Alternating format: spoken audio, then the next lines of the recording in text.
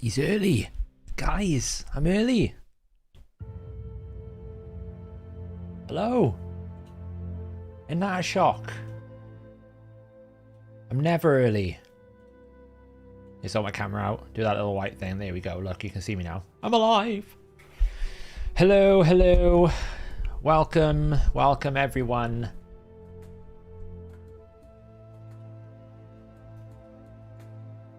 Early. I know, sure. I'm capable of it from time to time. I am capable of it from time to time.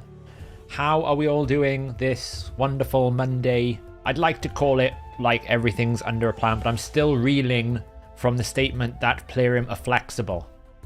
Maybe if they're flexible enough, they can go fix my Fortis buff, which they keep telling me is working as intended when it's not. But apparently we're not flexible enough for that. But we only have one personal clan versus clan, and that is tomorrow. So thank the Lord for Plarium's flexibility. Because they are the most flexible company in the world. Right?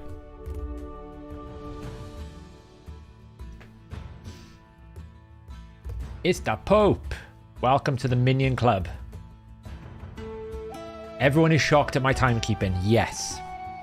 It can happen from time to time.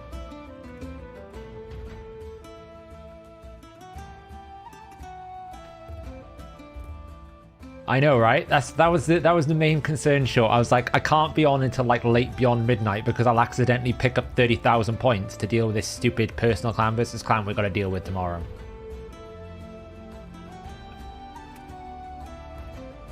Oh, look at Bobby. Bobby straight in there with the old Theorycrafting. We're going to get to that in a minute. Calm down. Thank you very much, Smurf Blue. Thank you back. 1 month has flown by. I know. Time is flying right now. It's only like, what? A couple of weeks until the end of the year? Crazy. No, Crimson Slayer's bad. Don't go Crimson Slayer. I'm going to give you a bit of a TLDR of the way that this dungeon is going to run. And I think you're going to have to completely throw out the rulebook. We're running a little bit of Fire Knight, not because I want regen gear, but because I want to pick up 1,000, or was it 500 coins? So I'm running a little bit here. 1,000 points for 500 coins. I'll just stop at this point. I don't need anything else. I don't care for the rest. So we're just using a bit of energy in that. It's not really times 2 anything tomorrow, so... Oh, whilst we're here... How should you get clan versus clan points? Queue it up. All queued up for tomorrow.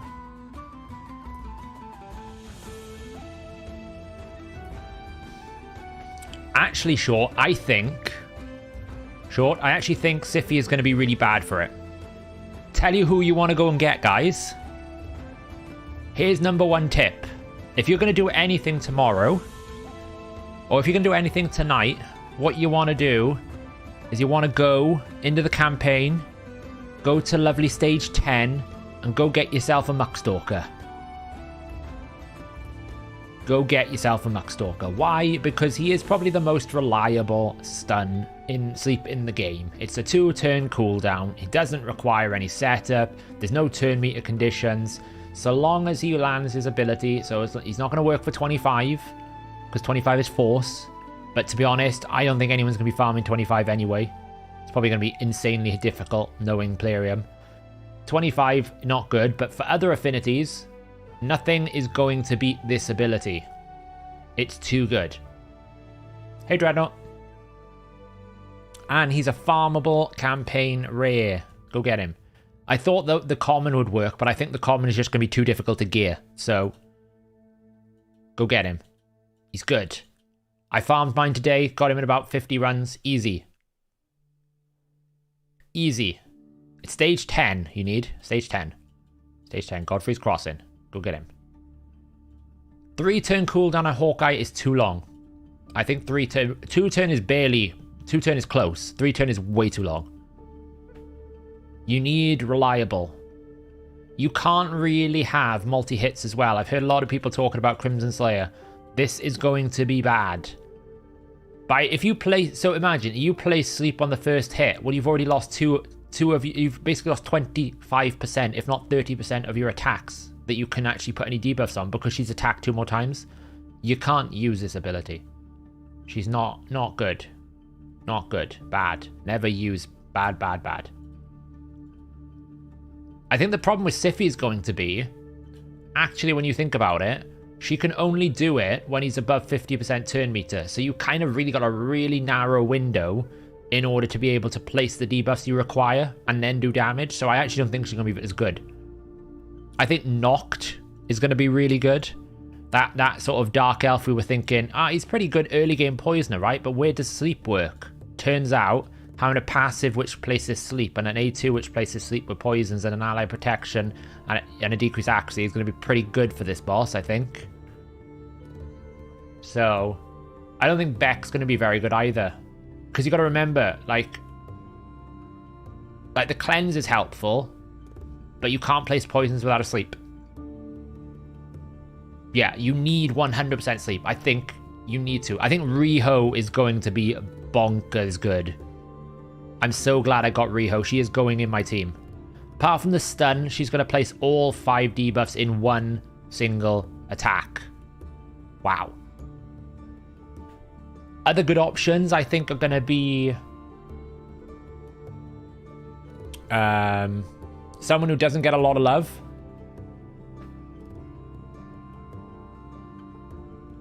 Four debuffs in one attack on a 4-turn cooldown. Yes, please. 100% chance to place 3 poisons and 25 poison sensitivity for 3 turns on a 4-turn cooldown. And she's got a huge accuracy aura, which is great. You also get a big heal.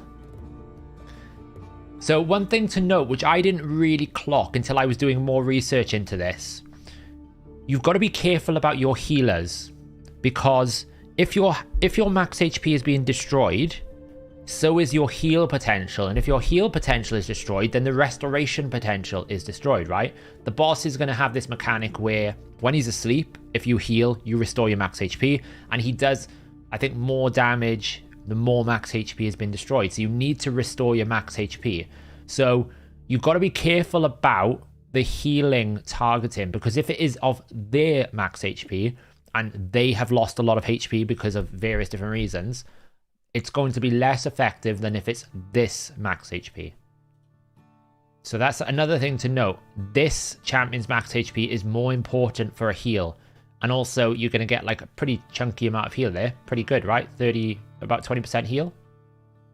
Good base HP. Chance to extend debuffs. I don't think that's going to work outside of sleep. But I think Naemah is another good shout.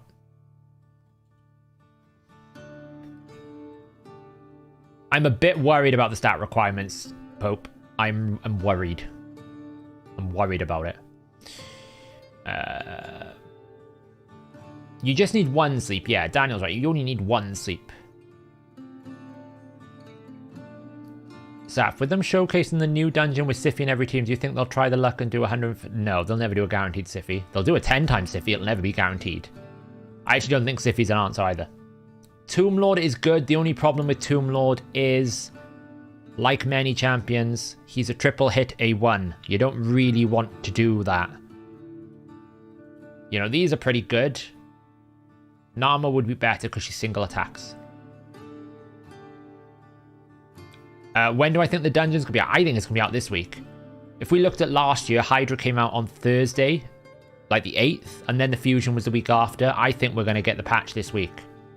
I think it's going to be very cool. Very, very soon. Why don't people like Naemah? She was kind of just like a very good poisoner, and that was about it. Good base stats, but she didn't really hit super hard for like an unkillable team. There were better poisoners in terms of like Draco and stuff, so that she kind of got pushed out. And yeah, that's probably why. She also takes a lot of books. She's very book heavy. Very book heavy. Theodore, I think, is going to be bonkers. Theodore is another one, right? Like, it depends whether the boss has any sort of poison mitigation factors. If the boss is going to reduce poison damage, then he's not going to be as powerful. But if he doesn't, then activating those poisons with Theodore's A3 is going to be nuts. I would imagine the Whale Kraken team is going to be something like Sleep, Riho, double Theodore, and then like a Kaimar maybe. Maybe they'll use a Kaimar for a Sleep, right? And then just try and nuke it down with Theodore. I think that's the way they're going to do it. Yeah, of course, that's the thing. So they're going to go Kaimar to sleep it. Then they're going to do A2, A2. None of these things attack.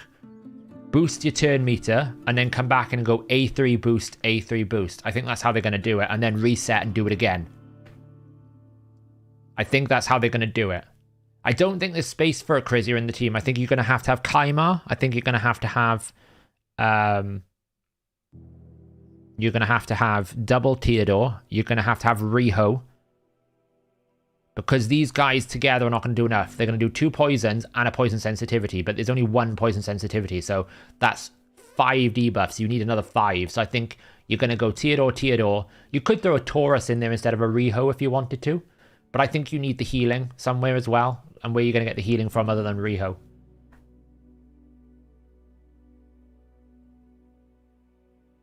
Yeah, I don't have a test server. I don't have anything like that. I'm just... all my theory crafting has gone on looking at the exact kit and going, how is it going to work? See, I've got a solution that doesn't require Revive on Death. And I think it's going to be very good. So I actually put a Hellhound at 50 Sao, and it does work. The only problem is, I don't think you're going to be able to gear the common champion to the stat requirements for the high-end dungeons, which kind of makes him pointless. And I think that's the problem. I don't think he's got... because you can't put a banner on him, you can't put an amulet on him, getting accuracy numbers is going to be really difficult. I think it's going to be a real struggle. Let's do another refresh of this.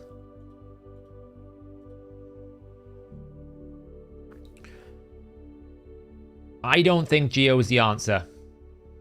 Now, I'm pretty sure most of the content creators will probably try to make Geo the answer because of its passive, but I think Geo stealing turn meter is going to destroy the Geo concept because you're just going to lose your entire max HP and he's going to break it. Any idea when other CCs will have test server access on it? I haven't heard anything. I mean, they could have it already. Obviously, I don't know. I'm not a part of the program.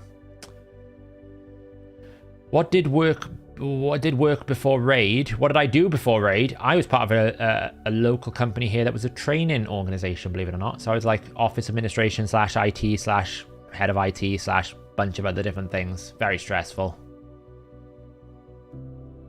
Geo doesn't work. No, I don't think Geo is going to work. I think every notion of how you build a team for this boss is going to go out the window. And you need a basically, it's going to be like a clan boss speed tune. And what you're going to have to do is basically have it so I think you're going to need to be in a very specific tune rotation to the boss, because if you overcook it, you're going to like either outrun your debuffs or not run alongside your debuffs. He's going to fill 50% turn meter every time you hit that 5 sleep counter, so you need to have the window in which you can deal damage. I think you can basically avoid the Feast Swarm completely by having it 1 hit, and then you never have to get it again. Because the way I'm understanding it, it's going to go sleep, turn, sleep. So he goes to sleep, you hit him 5 times, he fills his turn meter, he wakes up, he takes a turn, and then you can sleep him again. Which, if that's the case, you can permanently keep Feast Swarm on a 4-turn cooldown, so you just have to tank the first Feast Swarm, which can be resolved in a couple of different ways.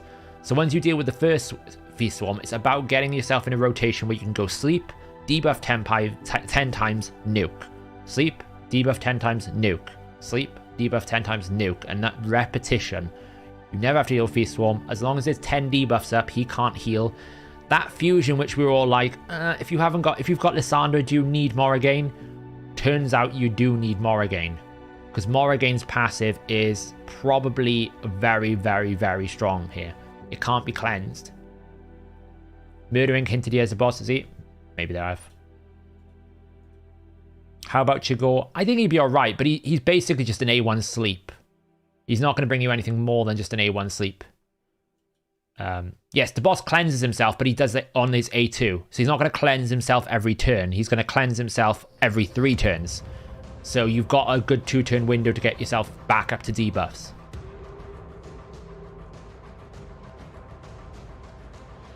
So it's 5 basically at stage 16. So you might as well assume it's 5 all the time, because you're not going to get it any quicker. So you have 5 hits. So basically, the way you need to look at sleep, in my opinion, is you need to look at it as if how many... you want to look at it as like sleep is my window for debuffs. If I debuff him, he heals less. If I debuff him, he deals less damage to me. If I debuff him, I can deal more damage to him. Debuff counts are important. Less about the debuff itself and more about debuffs. Because the thing is, the cleanse is going to remove the increased attack the decreased attack anyway. So you can't really stop him from dealing raw damage. But it looks like there'll be some sort of multiplier that for every debuff, it reduces his damage by like 10% or something, right? So debuffs are important. Exactly, Woods. That's exactly how I would do it, Xavier Woods. I'm guessing it's Xavier Woods. I would run Morrigan here with accuracy for this passive without this turned on. That's how I would do it. That on, that off. Because once this is on, he can't heal. Can't remove this. Plus, that's always one debuff on the target, which means you already have that innate damage reduction. Like, this passive is equivalent to 7.5% more damage for your damage dealers. That's also equivalent to less of his damage output on the A2. I think you need max debuffs. You need 100% sleep, you need to wait to tank the first Feast Swarm, and then you need 10 debuffs. If you can do that, then it's just about how do I kill the thing, and that can be done with a simple Armiger, or you can use in Acrisia with no accuracy, although she will steal turn meter, so that's a bit of a problem. You'd have to not use the A3. Brimstone, I think, will be pretty strong. That can't be removed. So if you can bring some champions that can apply Brimstone on a high level, that will be very good. You know, any champion with a high ascendancy. I think a champion we've been talking about on this channel a lot that's going to be utterly broken for this is this little beast. Why? Anytime a champion takes a turn, they heal. Anytime a champion takes an attack, we place a veil. We need to cleanse those debuffs. Keep in mind, he's got a decreased accuracy debuff on his A1. That will kill your team if you need to debuff. So you need a way to deal with the A1 as well. So you need a way to either cleanse it reliably or block it completely. It's not blockable. You know, you can put block debuffs up, that'll work. But I think these two abilities, a backup revive if someone gets a bit of a chunky hit. Speed Aura, this passive, place of veil. I think she's just going to be so good. She's going to be so good. I don't think Geomancer will work. I'll be honest, I think Geomancer is a bait. What happens if you use Cardial ally attack for A1 debuffs and then hit count is more than 5? You can do... What do you mean, it's the Pope? What happens if you use Cardial ally attack? So the ally attack will count as 5 hits. You can't use joint attack or ally attacks. Or counter attack. I think all of them are going to count. You can do turn meter count, you just need to be able to heal that person to get their HP back. Morrigan would probably be manageable, at least in the early stages. Yeah, I mean, it depends whether or not... Like... It's only 20%, right? So basically, this is going to destroy her max HP by 20%. So it's whether or not I can heal her back up by 20%. Now, the good thing is she brings a decreased speed on the A1. She brings a decreased accuracy on the A2 as well. So that'll help deal with some of the A1 stuff if I can't block it. I think Morrigan is crazy good. Yeah. I think that's a good idea. I think poison activation would be quite good.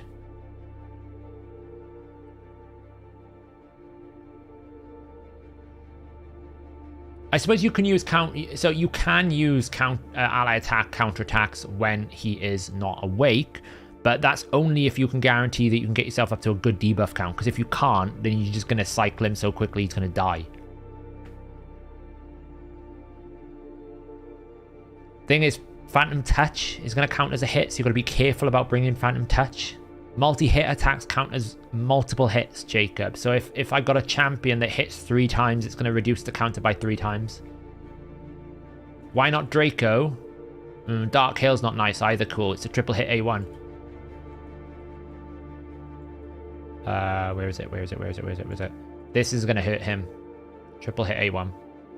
This is nice. Don't get me wrong, that's great. This is cool. That's a problem.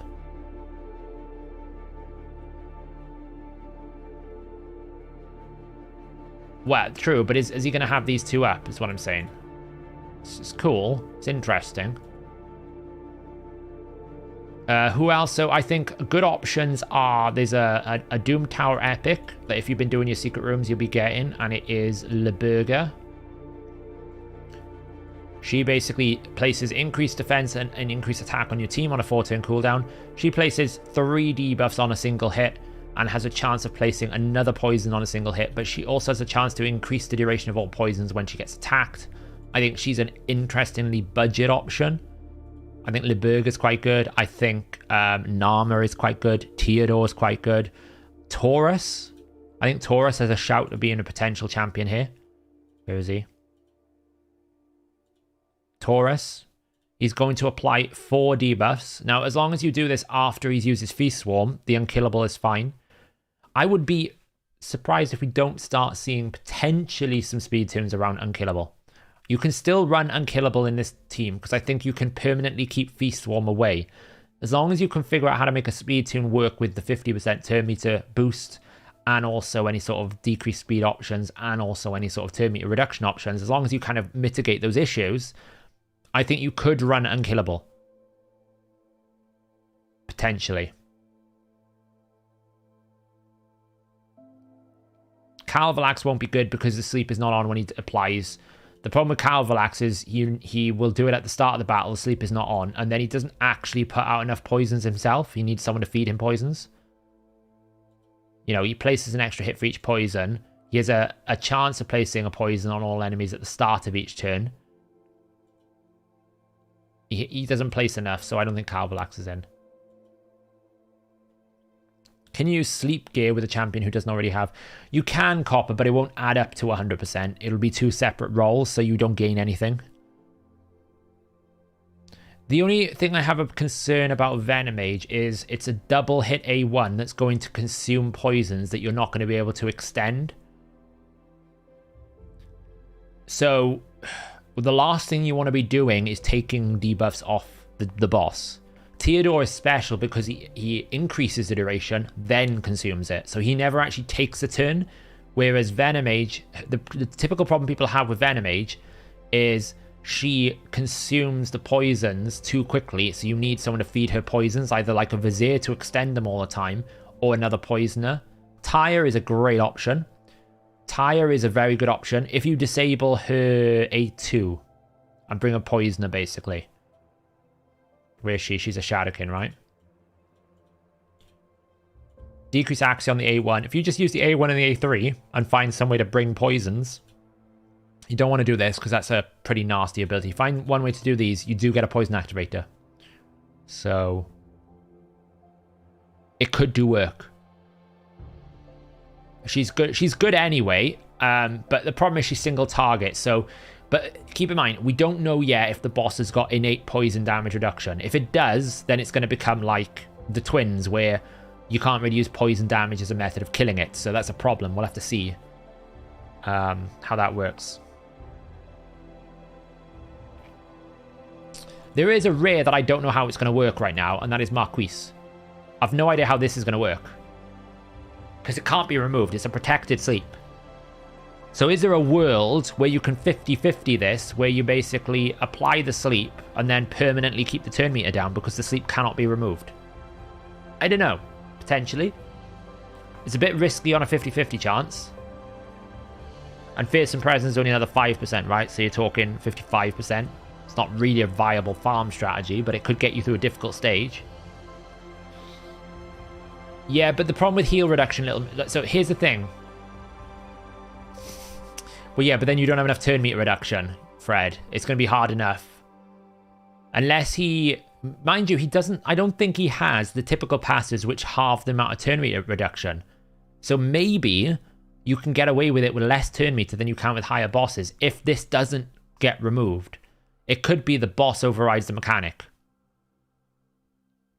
It doesn't override unremovable debuffs, I'm pretty sure, Summer Play. I'd be surprised if it removes protected debuffs. Certainly, it won't remove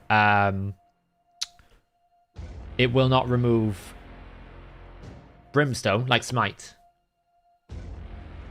Well, not really. Cool, because if he never takes a turn, you never take any damage, therefore you kill it. That was my thinking. If this sleep is never removed, and you can permanently keep the turn meter down, because the only way you can turn meter drop him is when he slept, does he ever wake up? And if he doesn't, easy. They'll probably bug fix that if that's the case, because that's clearly not a design mechanic they want.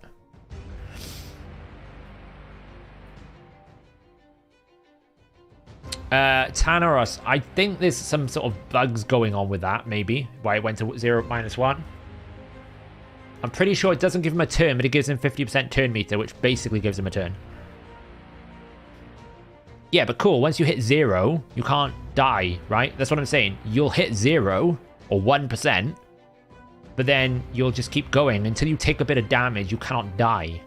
You can't decrease your max HP more than 0, or more than 1 HP. It's like the same thing as Inkillable. You sit on 1 HP. It'll be the same thing with max HP destruction, I think. I mean, technically, max HP destruction should be limited to 40. So...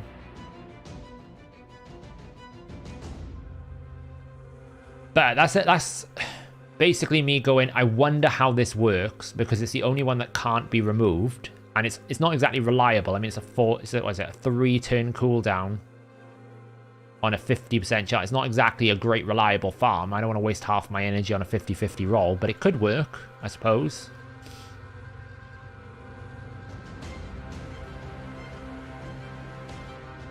No, Revive on Death is not required for the first hit. There's actually not that many good Revive on Death options either. If you're going to do Revive on Death, you're probably either going to go Cardiel or you're going to go Mother Sibel. There aren't any other options if you want to Revive on Death.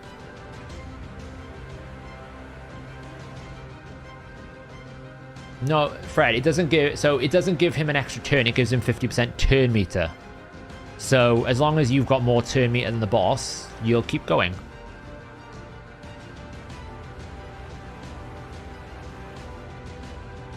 So the idea with that idea, Fred, is basically put the sleep on, then you continuously drop his turn meter back down to 0. The counter doesn't matter because he can't cleanse the sleep buff, because effectively the sleep buff is uncleansable, so you just keep hitting him.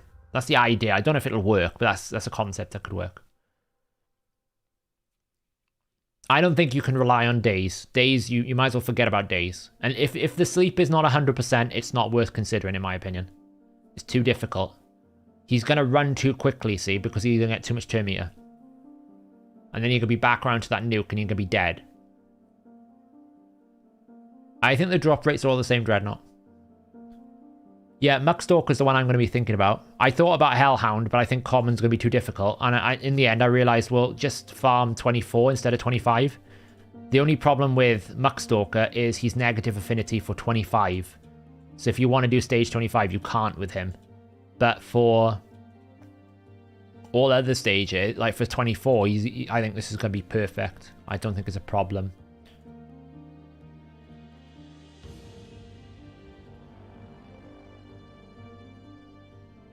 Skytouch. The problem with Skytouch is she's going to kill herself. That's always been Skytouch's problem, right? We know she's a great champion for Revive on Death. I've seen her a few times in Arena where turn count is quite low, so you can afford to do it to some extent.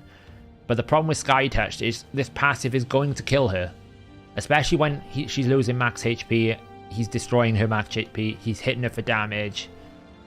Like, she's going to end up killing herself, and then you've got basically a liability in your team trying to do Revive on Death, so I would not use her, basically.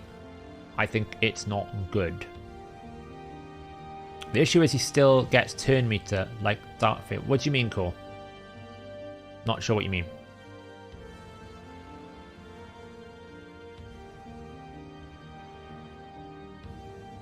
Would you make a video where you point out which champs you think will be viable and what? Yeah, so I recorded a video today on the top 10 sleep champions. I'll probably do a video tomorrow as well on sort of champions, on sort of a team that I think will work and how to get around it. Obviously, it's subjective because I don't know what the boss is going to do or how it's going to work in detail, but we'll see, right?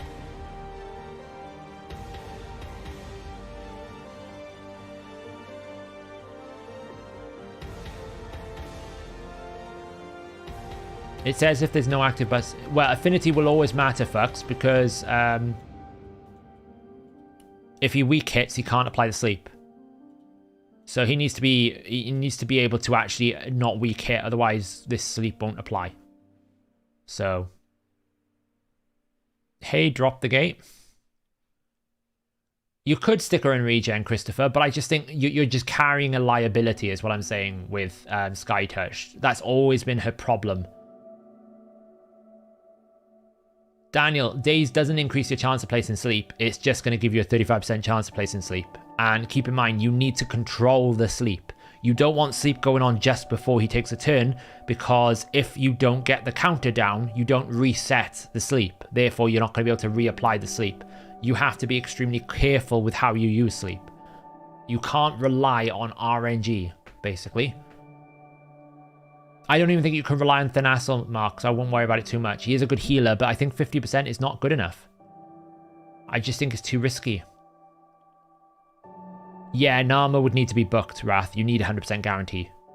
Anytime your champs go, the boss gets turn meter after their turn, so you can drop the turn meter back down to 0, but you'll constantly be taking max HP damage. Yes, but that doesn't matter, cool, because if the boss never takes a turn, you can never die. You can't kill yourself with max HP damage. It will end up being on a 0 number.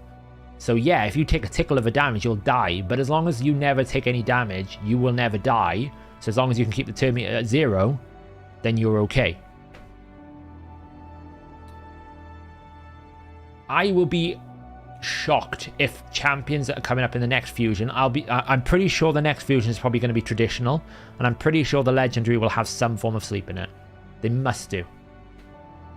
I don't think Siphi's going to be as good as I thought, really. I thought she was going to be OP, but I don't think she's going to be as good. Because I think actually the window in which you can get debuffs when she sleeps is not big enough. I think she still kills herself, Daniel. I'm not sure, but I think so. I think Pardon is a good healer. He will help keep the debuffs off, because you do need to get rid of the debuffs somehow. Where is he?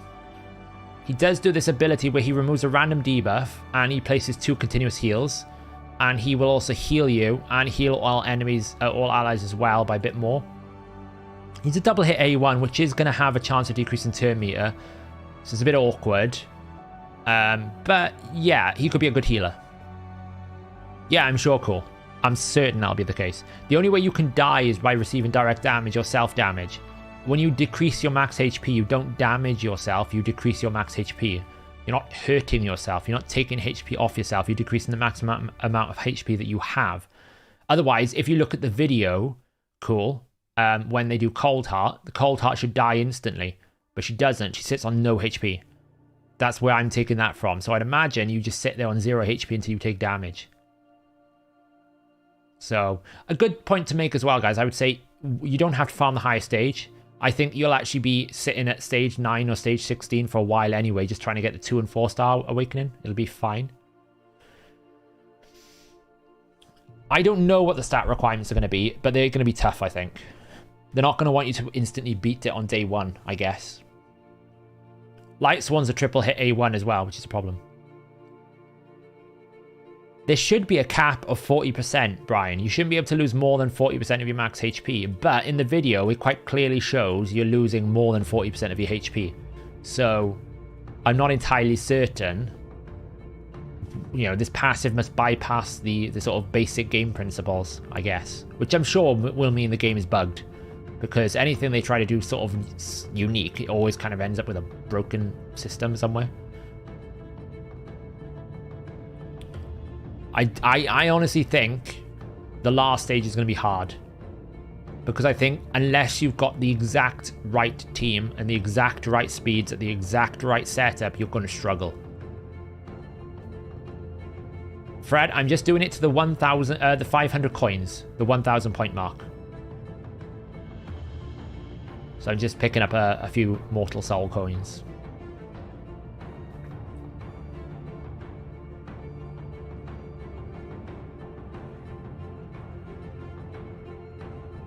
Yeah, I've had, so I had a conversation with Earbad earlier in the week. I don't know if he's in chat yet.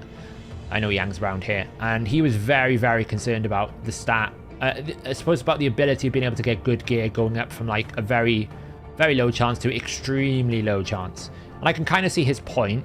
I think the RNG is so RNG, it's not actually going to matter. I think, you know, the chances of you getting 6 pieces of God tier gear is very low. So I'm not too worried.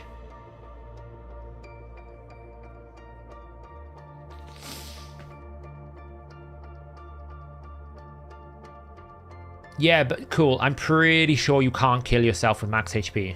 I'm 95% certain you can't.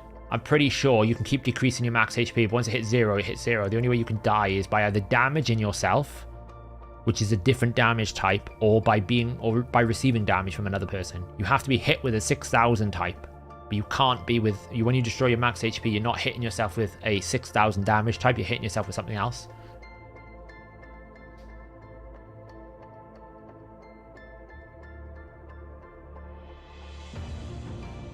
I don't think it's going to work like that, Pope. It could do, but I don't think you're going to get enough stats. Because if you think about it, at most you're going to get, like, if you perfect roll a damage dealing set, it's about 800 attack and then about 20 to 30% crit damage. Well, no more, obviously, when I get the numbers in terms of, like, the roll ranges. But I don't think you're going to be able to get a ton more accuracy or a ton more speed. Like, at most you're going to get, like, 12 speed. And speed is relatively low value anyway. I don't think it's as game-changing or breaking as everyone thinks it's going to be. And I don't believe for a second that they're saying it's all for new content. This is literally designed to get people farming dungeons again because they don't have best in slot gear anymore. Because people have stopped farming dungeons because it's not very good. Like, I'll show you the tournament now for Fire Night. You'll see how few people are farming the dungeon. I know, obviously, it is Clan vs Clan tomorrow, and they might be waiting with their energy. But nobody's really, really going hard at Fire Night.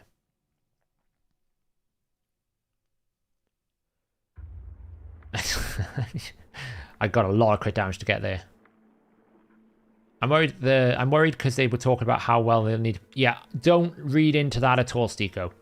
The amount of times I've heard Plarium go, it's going to be for new future content, and that future content is basically a bit more difficult arena or a bit more difficult something else, or like what new? We've been waiting for a new Hydra head for how long now? We haven't had it. We haven't had a Hydra difficulty in over a year. When we're talking new content, I don't see any new content, considering Q1 is meant to be PvP. So really what they're saying is, go back farm dungeons because you've stopped farming dungeons. Here's a new way to do it because now you haven't got the best in slot gear. That's what this is designed to do. It's designed to encourage dungeon farming. The line of this is going to be for future new content is basically... I think that's just basically them trying to justify the change. Which is I'm not trying to be negative. I'm trying to basically think in their head. I'm thinking, I don't want to just add this thing without explaining why. I probably don't really have new content of any description because otherwise I'd tell them about it. So I'll probably just tell them it's for future new content, but actually all I want them to do is go spend more money in dungeons. Alex D with a super chat. You think I can finish rolling my man-eater's gear without ruining my bat-eater? The boots should be the only thing that worries you, right? I think we gotta... Let me see if I can find the chart we've got here. I need to get it up on the website because I don't think we've had it... I don't think we've posted it yet. Let me see. I took a screenshot from the video. Where is it? Scroll up, scroll up. Where is... Here it is, here it is, here it is. So if we look at the chart here, let me just make sure this is running. So if we look at where so Alex, when we talk about what can ruin your bat-eater, the only thing that's going to ruin it is speed. And the only place you can roll that is on the boots. So just don't roll ascend your boots. And if you do, you're going to have to re-gear your champion. You might even find it does more damage, right? If you're not one key in, it's great. Otherwise, you know, that's the only thing you need to worry about. So when we're talking about where's the stat bloat going to come from, it's going to be the gloves. It'll be probably a bit of attack percentage. You're going to get like 20 extra accuracy, 30 extra accuracy maybe.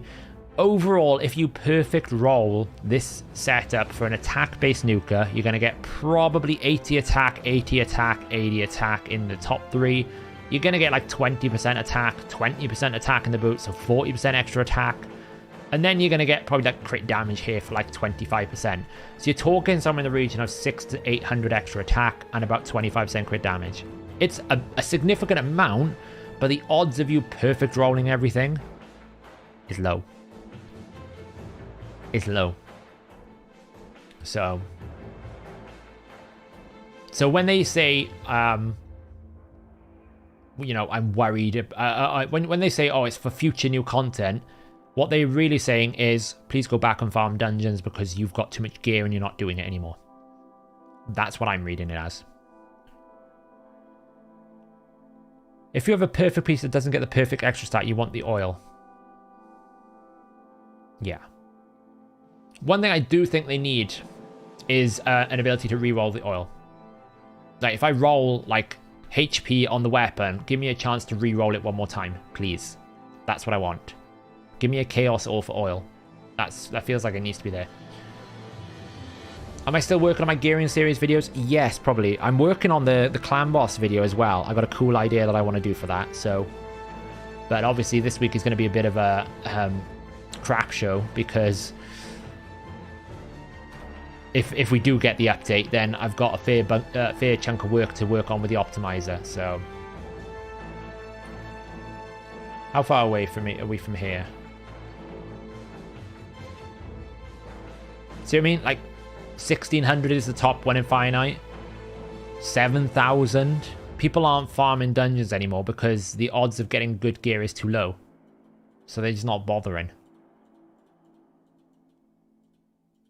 That's why they're doing this, because now you're going to have to go back farm better gear.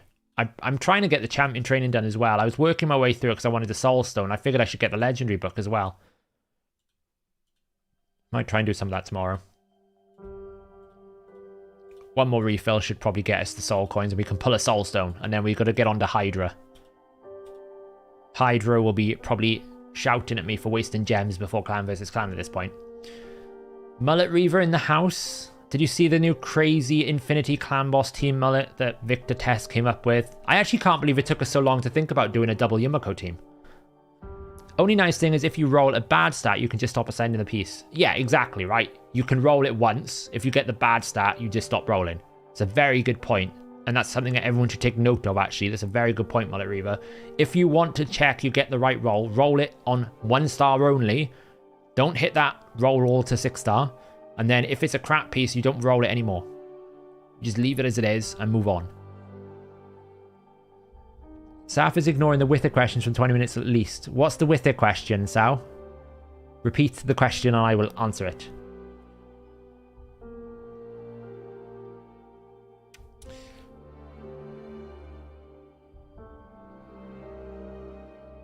Double Yumiko, yeah. I don't know why it took us so long to think about that. It's crazy. Wither as a healer any good? Yeah, I think she's okay.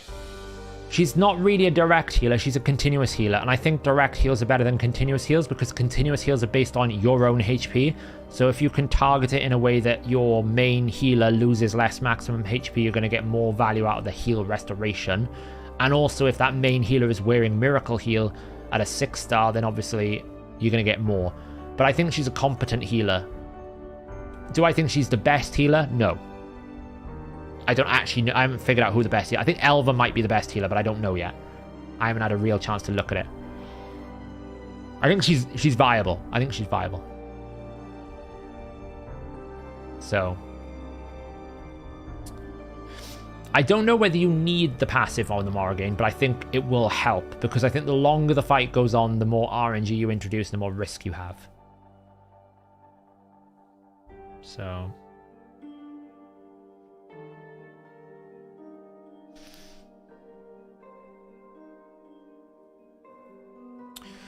Godseeker could be. The only thing with Godseeker, she doesn't bring any debuffs, and I would rather bring healers that bring debuffs as well. You could put her in a toxic set. I actually think toxic sets are a great idea for this boss, just to try and help give you extra debuffs every time you attack. So I think definitely toxic sets are worth considering. Are you building? Yeah, I'll be doing Rhonda for Clan Boss because I'm a Clan Boss addict and I want to see how hard I can get Rhonda hitting for Clan Boss, but I don't think I'll use it for anything else. Maybe I'll use it for like a utility, like arena champion, but definitely for Clan Boss would be fun. Yeah, that's it. That's what, you know, Riho obviously has got that big A2, but also she has a massive A3 heals, 35% heal. That's going to heal everyone for a ton of healing. And it's on a 3-turn or 4-turn cooldown. And it's a full cleanse as well, so you can get rid of the A1 debuffs. So I think Riho is like S tier. As many S tiers as I can have, I think Riho.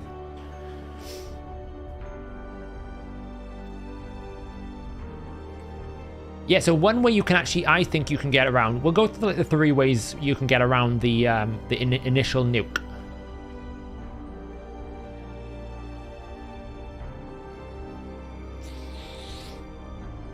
So the way that the nuke is going to work, you basically go in, that's his first skill, right? You can't avoid a feasting swarm. You've got to take at least 1 feasting swarm.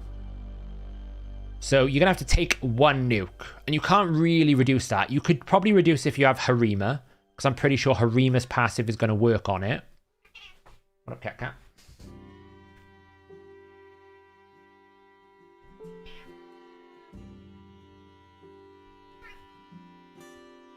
So I'm pretty sure... no, I haven't done Hydra yet, Rangan. We're going to do that in a minute now. I'm just trying to get some soul coins. So the thing about Harima's passive should mitigate the damage you take by 50%. So you might be able to tank a Feast Swarm with Harima. So that's option 1. Option 2 is obviously a full revive on death, right? You take it, everyone revives, awesome, happy days. The other solution you can do is using Godseeker's passive, which is still a revive on death idea, but it's a little bit different. So you would put an AoE reviver in your leader spot, and then you would put Godseeker in your team, and what will happen is everyone will die. Godseeker will give the revive on death buff on passive to your leader, and they'll revive, and then your leader can fully revive the entire team, and then off you go. As long as you bring sleep, you never have to deal with that problem again. There is another clever little trick you can do, and that is to basically bring a Stone Skin Reviver, because he won't be able to nuke through Stone Skin. So bring yourself like a Duchess in Stone Skin, a Jamasa in Stone Skin, a AoE Reviver of any sorts in Stone Skin. Everyone else around you dies, they just revive everyone back in. You could bring Ugo in Stone Skin, Cardinal in Stone Skin, and you get full turn meter, so they're guaranteed to get the turn as soon as they revive. So you can get straight back into it. You can choose whether you want a 4-piece Stone Skin or a 6-piece, depending on whether you want the champion to go before or after the boss. But I'm pretty sure he won't be able to nuke through Stone Skin, because that reduces incoming damage by 85% or 80%. So that's another way you can get around it. I'm pretty confident there's a good solution for getting around the big nuke. The difficulty will be, can you manage his turn meter bar with his 50% fill and whatever crazy speed they probably put on him? Hopefully they put him quite slow. How much accuracy are we going to need? That'll be the question marks. Can you actually build a team with the requirements that you need for all the debuffing and all the different effects, and get back around to them again and still kill it in time? I quite like Skirmis. I've got him at 50. I'm going to see if I can do some content around Hydra with him. I think it could be interesting. I actually think it could be interesting in the arena as well, because actually decreasing buff duration is one of the better ways. I don't think so, Tanaros. He hits so hard, because he ignores full defense. The only way I think you get away with it is if he weak hits, but I think that's unreliable. Your best chance is either a full revive on death, Stone Skin, or like some sort of Godseeker or Neri trick. Well, Ally Protection will work, Nadar, but until your Ally Protector dies, and then everyone else dies. Nothing is going to... So what you got to instantly accept is nothing can be tanking that Feasting Swarm unless you weak hit, and that's not a reliable strategy. The A2 and the A1 will help with Ally Protection, but the Feasting Swarm is going to kill your team. Pretty much straight out the bat. It's just going to kill your team. Right then, are we going to get Elva? Elva Autumnborn, Elva Autumnborn, Elva Autumnborn, Elva. That is not an Elva. That's a 1-star Wanderer. Thank you, Yanis. Yes, another month. It's flown by. Oh, well, we get an extra, 200 coins. Let's vendor that piece of crap. Still waiting for something in here. We haven't got lucky.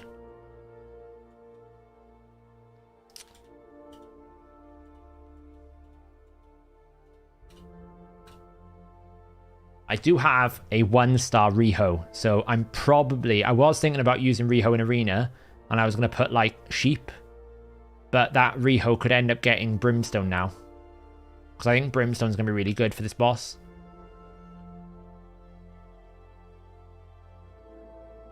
I'm on a bit of a dry spell with Souls lately. I know I got Ruella the other day, but I'm on a bit of a dry spell with it. I haven't pulled a legendary that I've used in a while. I did like use 20 of my essence to get a Stultus Brimstone so that I can beat up different bosses quicker. We'll just use the energy, then we're going to get onto Hydra. But what I would say about this new boss, Michinaki versus Royal Guard. Michinaki beats Royal Guard and Hydra by quite a bit, I would say. Quite comfortably. One thing I would say about this new boss, I'm a bit disappointed they chose Sleep, because I think Sleep is one of the least accessible debuffs in the game. However, I did think it was they've done a very clever job of finally getting a solution for just like, I can just make it fully turn meter controlled, or I can just nuke it in one shot. You can't really walk into this boss and just kill it, which is great. You know, even Iron Twins, we've kind of like cheesed it now to the point where as long as Geo's in your team, you just basically find a way to maximize Geo's potential, and it's a face roll. So, is it worth getting 1-star Elva from the market? Well, if I get it from the market, I'm getting it for my clan boss team, but whether or not that actually adds any value is a whole other thing. Miracle Heal on Riho, not unless it's 6-star, because Miracle Heal only is guaranteed at 6-star. +6 Woad Painted has shown up in the shop. Oh, good old Woad Painted. You could do a Phoenix style team with Brimstone. If you can keep the Brimstone up and get it reapplied, I think that's a good option. Like, Brimstone will give you access to damage, and actually probably damage is going to be the hardest ones to do, because you can't use your traditional sources of damage, because you can't use Ninja because you can't debuff him. You can't use Geo because debuffing him is going to kill Geo because it's going to put him on 1 HP. You can't use poisons really unless the poison passive is not there, which they tend to not do. Max HP is capped at 10%, so that's going to take some time. So, everyone running in for the Bommel teams is annoying. I don't. I did Bommel 90 today. Michinaki and Thalesia, yeah, pretty good. Basically, Michinaki with lots of attackers. That's what you want. Michinaki with lots of attackers. Yeah, I did Bommel 90 today. I got it down. There's my team. I was slacking at the same time. Ignore the time. I was manual in it. 190 turns. I will be doing a video on Bommel this week. Probably. Maybe early next week. Around different strategies to defeating Bommel, because there was a couple now. Like obviously you got the Samar solo, got the Geo strategy, Samar, Geo. Nobody's using the Kyoku strategy, which is the #1 strategy in my opinion. Probably #1 ranking here is, of course, the #1 ranking is Akrisia, Geo, and Yumiko. What is this? What is this? What is this?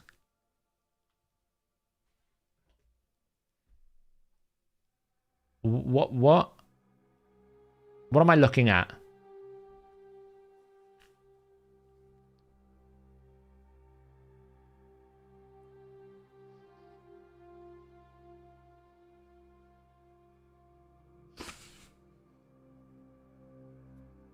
It's a +4 Baron, plus fully awakened Jamasa, 2-star and a 5-star Akrisia.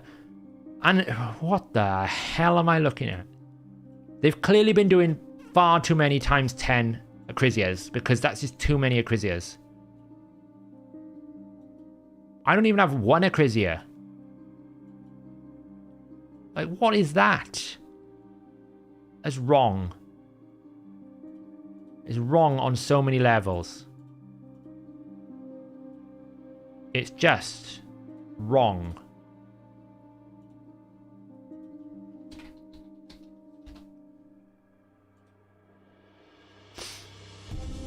No, these are just nuke teams. The thing is, Acrizia can tank it because she's so tanky as well. These are just nuke teams. My team's a proper team. This is how you used to build Balmol. This is what he was meant to do.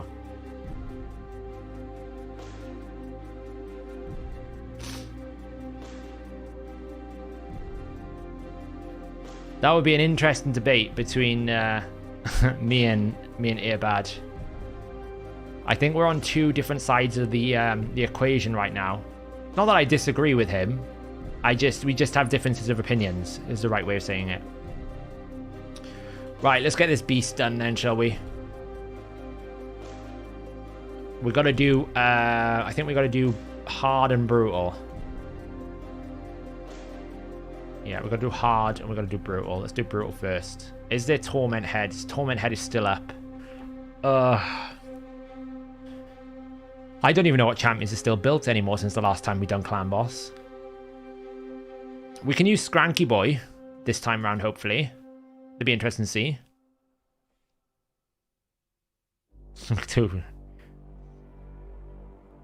I actually think 90 hard Kyoku Nick is better than a lot of the other solo champs. You just have to get the speed team right. Cobra did Lady Annabelle. Yeah, I heard she might be Balmol useful, but other than that, I basically saw Lady Annabelle as totally useless. Time to yell at my counter again, probably.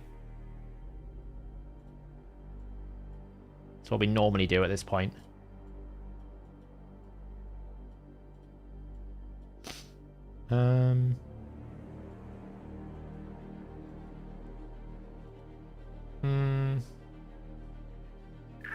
Who am I missing? I'm missing someone.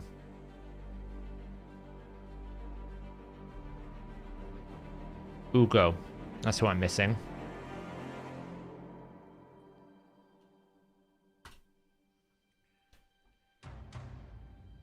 Samar is so hard to build for. Yeah, I don't like Samar. If you've got Kyoku, Nick, I can probably get you the build. I built the speed tune for it, so I know it works.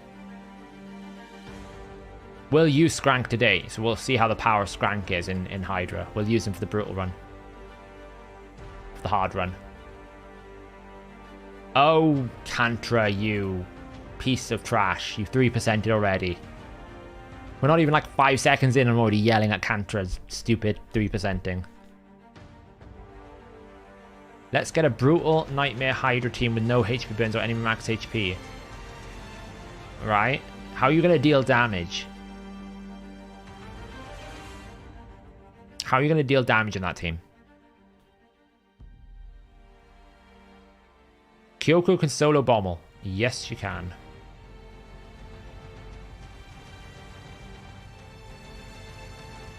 Well, I don't have Tumacia. What you've got to understand about my account Swiftcut is I don't have all the fancy champions that everyone else has. I don't have a Kaima, I don't have a Siphi, I don't have a Rotus, I don't have a like all these fancy champions. I don't have them. So I have to endure with what I've got. You all can sit there and tell me like I've got insane luck for gear and souls. Yeah, it's because I don't have any luck at all when I'm trying to get meta champions.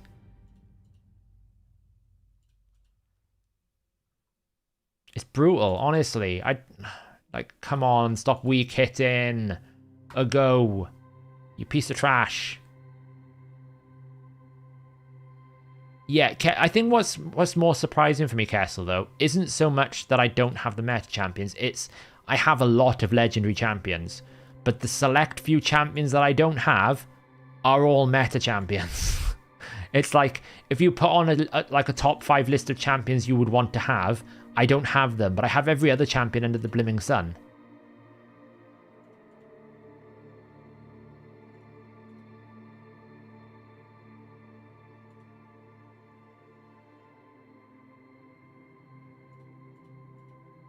Aha, we got RNG.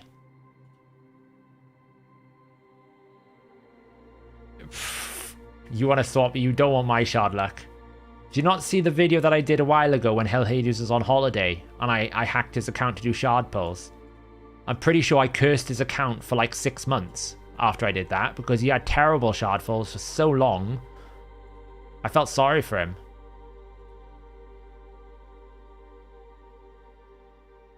You do have a fancy champions be like that, but everybody playing. Like, to be fair, I do have good champions. I can't complain too much. I got good souls. I got a Baron. I've got a Riho. You know, I've got a decent champion. I just don't have the meta champions, you know? I don't have a Kaimar. I don't have a Nekret. I don't have a Warlord or Yumiko. So, like, speed running teams for me is actually quite hard. I have to rely on Renegades or Nias. I don't have the options that a lot of people have. I'd imagine if I actually got a Kaimar, I would have, like, so many different speed teams I could run.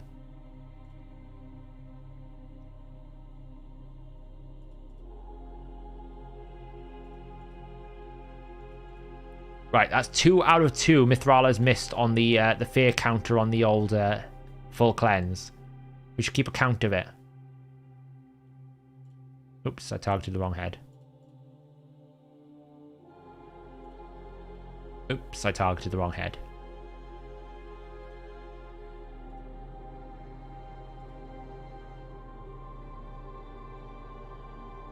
I think Theodore is going to be bonkers for the new Devil guy, probably. I think a lot of the new champions are going to be good. I think Corvus is a great option for the new Devil guy. I think Noct is going to be very good.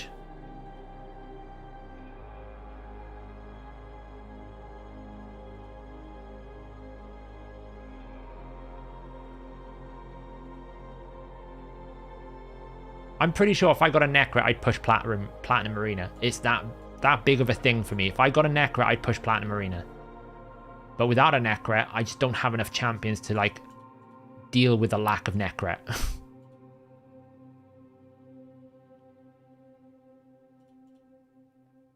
Uh-oh, we're running out of debuffs. If I scared away the Sand Devil. Well done, Mithrala. Right, good. Can we get back enough debuffs? No, we're going to lose all our buffs. Because we had too much RNG with the fears. Maybe we'll get back to round control. Probably won't.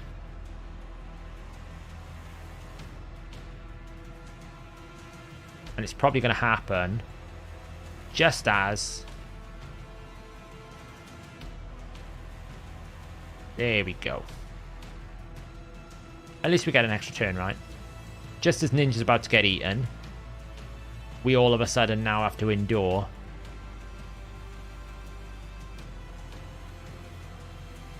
Who is going to eat Ninja? Yo, YST is in the house. I haven't scared away the Sand Devil, have I?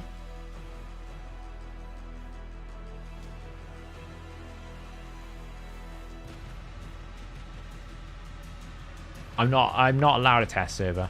We've proven this.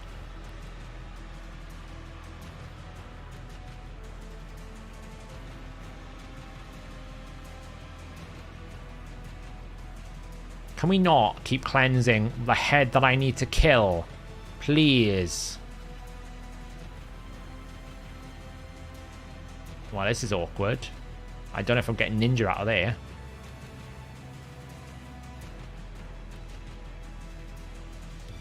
That is a lot of debuffs I need to get through. Okay, we can get block. She 3%ed. Ugo just 3%ed the head that I need to do damage to. Why is this already feeling like a remake?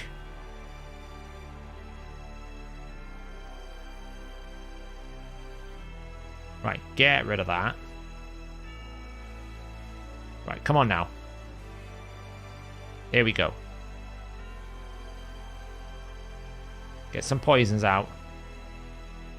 Need to get this head off. Come on.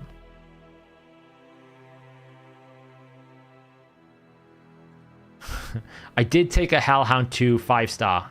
And I instantly regretted it because I realized how awkward it's going to be to try and get any sort of gear on him.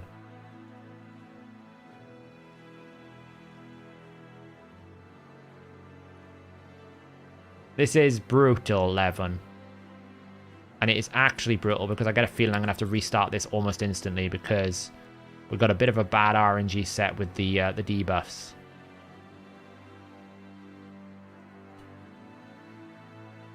I have 2 turns to get Ninja out. Right, we got debuffs this time. As long as we don't get a full cleanse. Ah!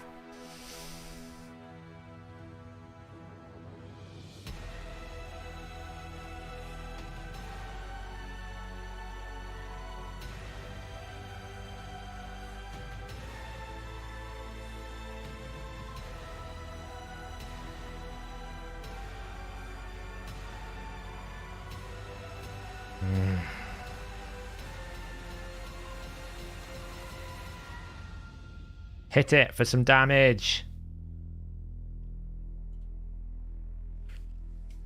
This is so bad.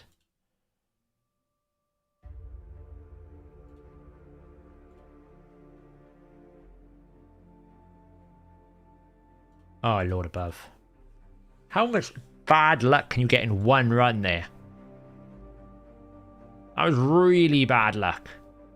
Basically, every time I was about to get it, he cleansed, then he cleansed again, then he cleansed again. Just terrible luck. It's the only window which is dangerous for this team, and I had bad luck the whole thing. Ugh.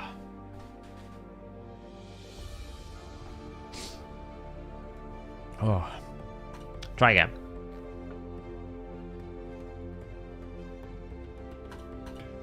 Bloody ninja. Oh, and now Ugo's going to have weak hit every single time. Come on. It's only when I'm on stream that I run this team that it fails. Last week I ran this one time and it did it in one time. It's because they still got the Torment Head in rotation. I thought it was out of rotation by now. Oh, and now Cantra's not going to provoke.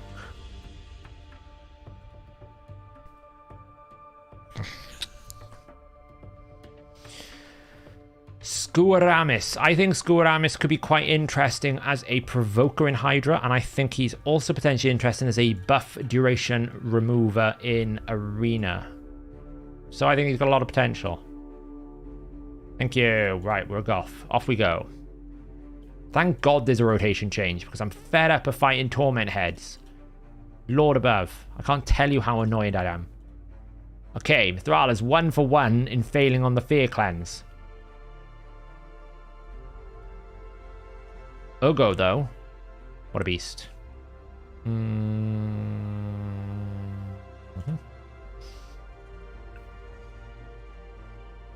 I prefer rotations that don't start with Torment Heads. Because my team here, I just don't want to bring a Shamael. Okay? I just don't want to bring a Shamael. He's boring. He's annoying. Doesn't do anything else. He's a fear bot. It's boring.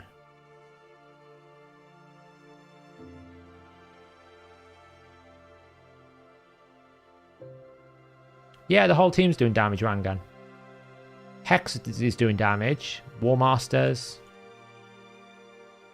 You know, we got a good bunch in here.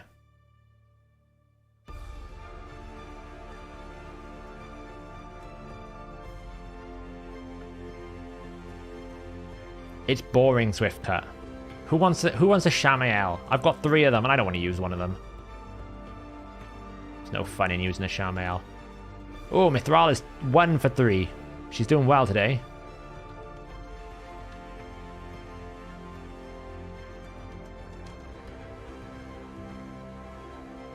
You can have one of my Shamaels if you want. I don't want him.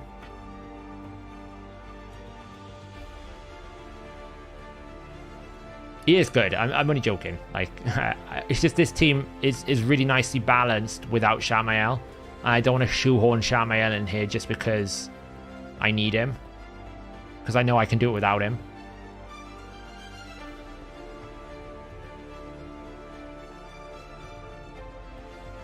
Apparently the provoke didn't land. But hey, at least we got a Brimstone proc.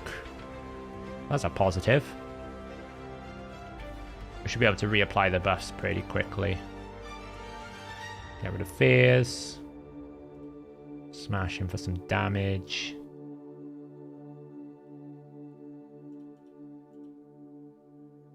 Does Shamael be able to? No.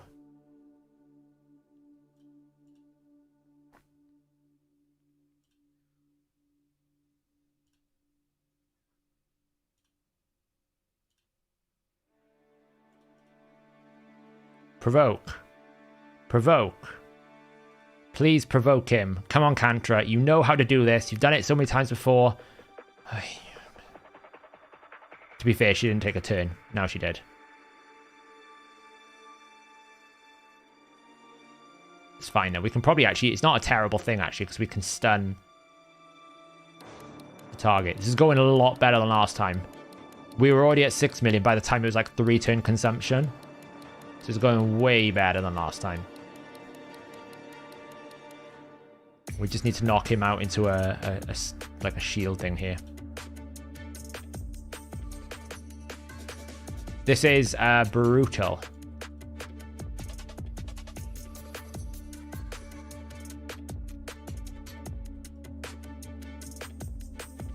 First time against Bommel 90 hard. Good luck, Stiko. You got this. He's a pain in the backside, but you only have to do it once.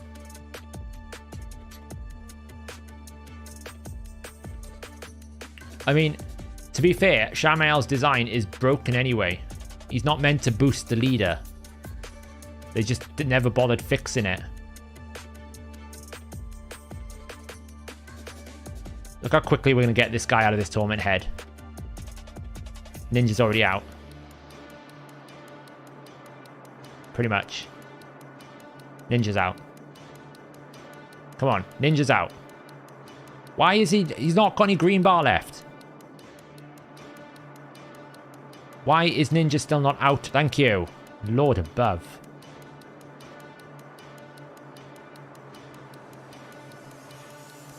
A Shamael with Neck was a cheat code.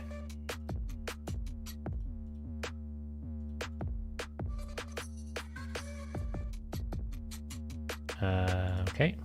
Apparently that happened.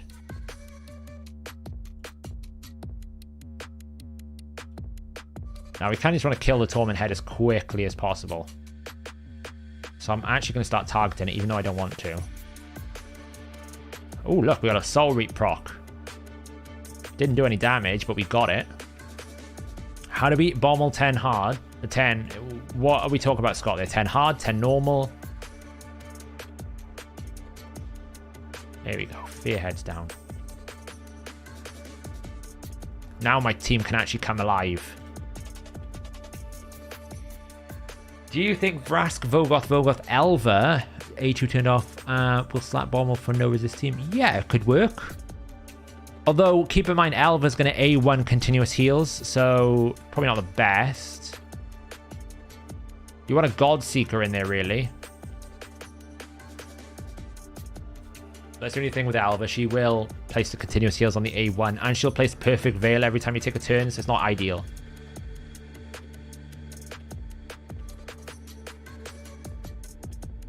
Oh, it's not that I don't like Shamael with Necmo. It's just for this team in particular, because I've got Kantra being the main provoker and Ugo, the balance of this team is really nice without having to like shoehorn Shamael into the team.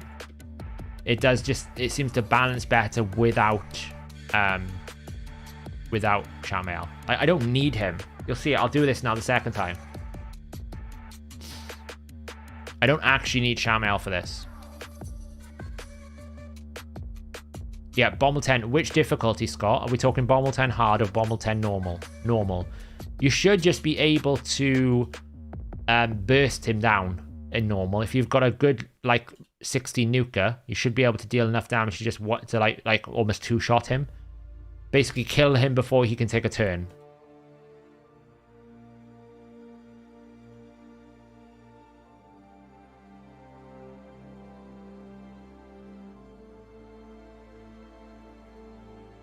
Yeah, any 60 nuker can do it. I think I run like a... What team do I run? I think I just run like a single nuker for it. Does the job.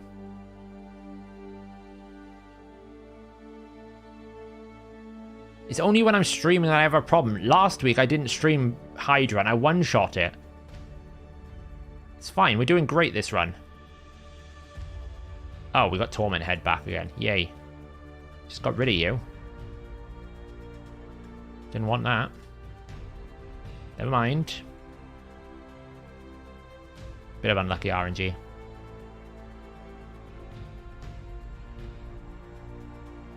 Okay, we get Wrathhead. Not the best combinations, I'll be honest.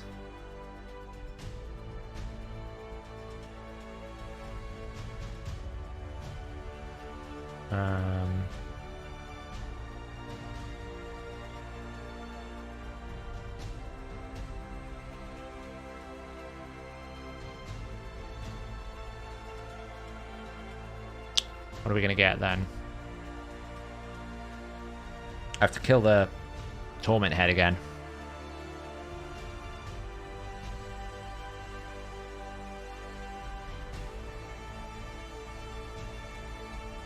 What's the bets this head that's going to pop up is going to be another Cleanse Head.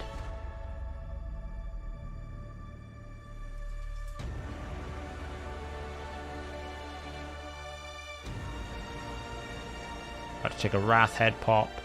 Oh, it's Poison Cloud, that's okay. What? A little bit of a sketchy situation here. You go take his attack buff away. Thank you. Yeah, it's fine. Kind of need to kill you.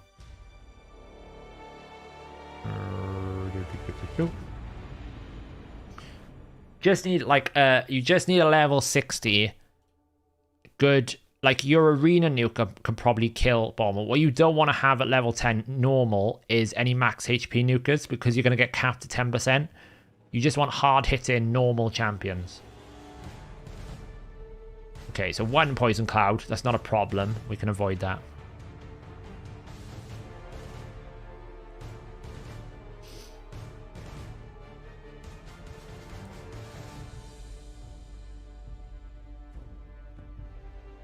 You're dying because of Wrath. Yeah, you can be awkward. The good thing with this team is I've got a sort of an emergency revive if I need it, but all my team is quite tanky. So, and Kantra, the nice thing about Kantra is she's able to place debuffs on weak hits. So she can get a decreased attack out on him or block buffs out on him when he is Poison Cloud. Like now, I'll still be able to steal buffs whilst he's got that up. So that's good. Now, the only awkward thing is, as always, the head that eats it is the one that I can't actually do any damage to. So she'll be able to, like, steal buffs. Somehow lost a buff over there.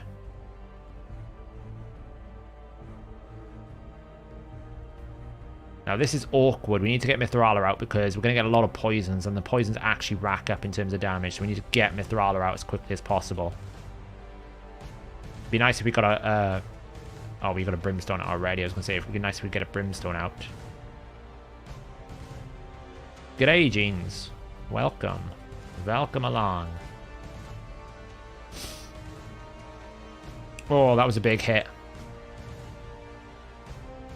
Need Mithrala out yesterday. Give me my Mithrala back. Thank you. Okay, let's get block buffs out on... nope.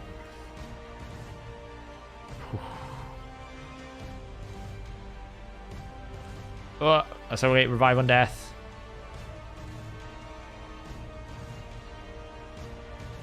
This is why I need Mithrala, because those poisons really add up. Now we can get some healing going.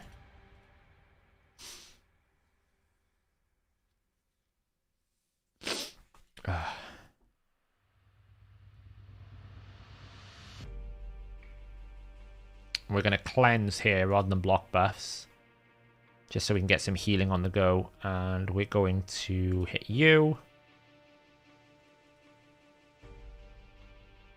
There's some buffs we need to get rid of here. Probably need to take the reflect away from people.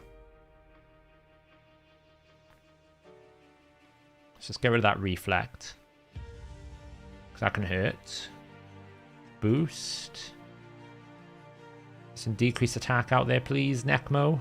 Okay, we got more. Okay, that's cool. This is going to hurt. Whoa. Whoa.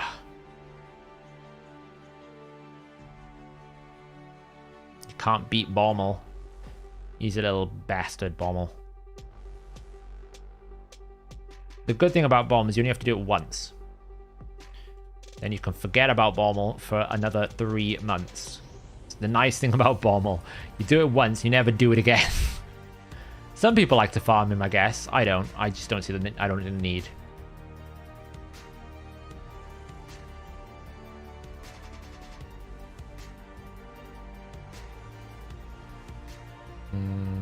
Let's get rid of Yala and Protect.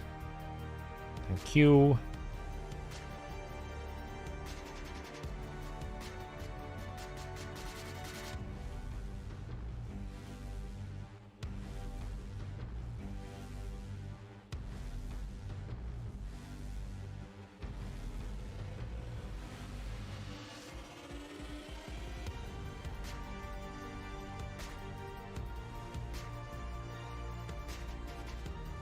Go take his buffs away. Thank you.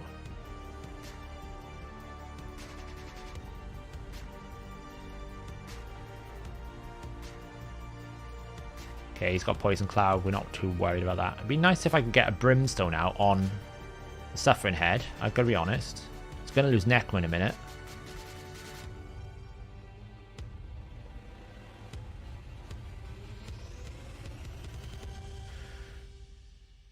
Have you got Kantra genes? Not Kantra, Kyoku. Right, Torment Head is down for another cycle.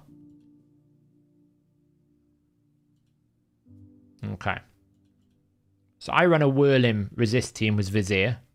It's not for everyone. You need a pretty good resist team. You could run the full heal team.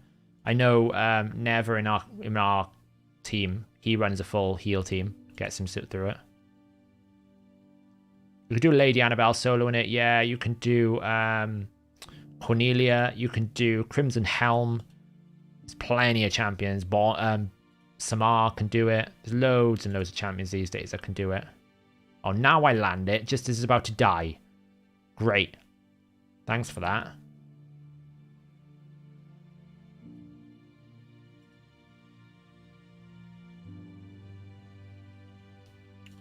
Like 450 if you build it correctly. I actually need to steal a... I'm going to take a lot of damage in a minute. Oh. Okay, survived that. Give me my Necmo back. See, guys, this is what I said. When the team is up and running, I have no problems. It's absolutely fine. Look how comfortable this is now. Got heads dying. We're pumping damage. We're on our way to 1 keying. The Torment we've had back again. But hey, you know, can you do? Can't have everything.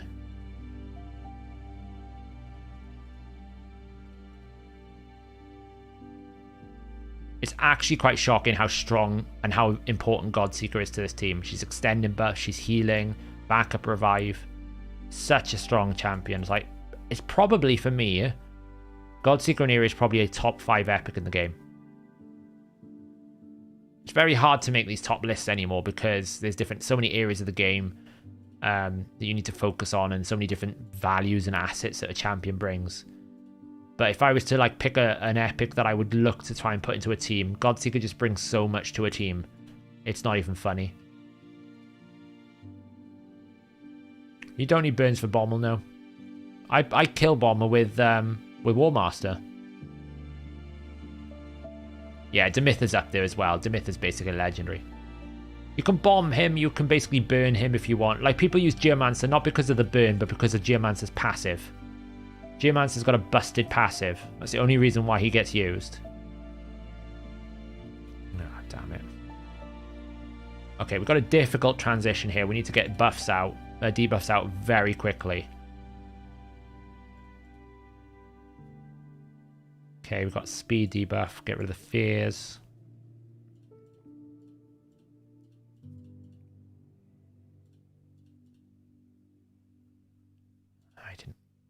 Yeah, we've got 5 now. That's cool. Make sure we get one out there.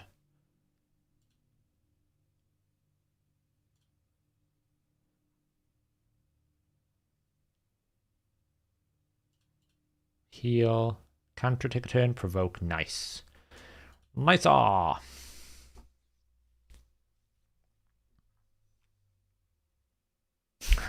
Get Yumiko, beat Bommel. Yumiko is disgusting for Bommel. Absolutely disgusting.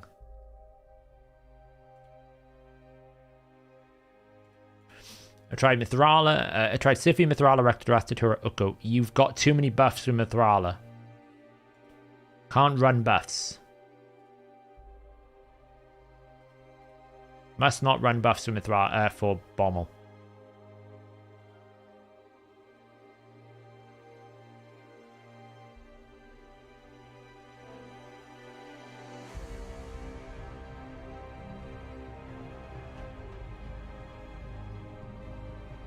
Hey, Cal.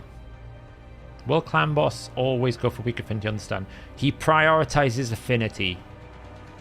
So if he's got a target that is weak affinity, he will pick on the weak affinity before he looks at other conditions. So even if everyone else has increased defense, even if he is the only one with increased defense, I'm pretty sure he'll still go after the weak affinity. About a 1 key, all you doubters in chat saying you can't do it without Shamael, it only took me like 2 attempts. The first one does the instant resets don't count because that's just setup. Once the setup's in, we only had to reset once, and that was because we had terrible RNG. Terrible. Hey Carlos, welcome, welcome.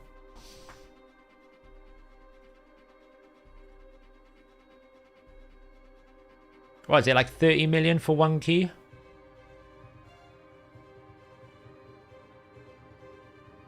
I know, I didn't like lose my mind with Kantra.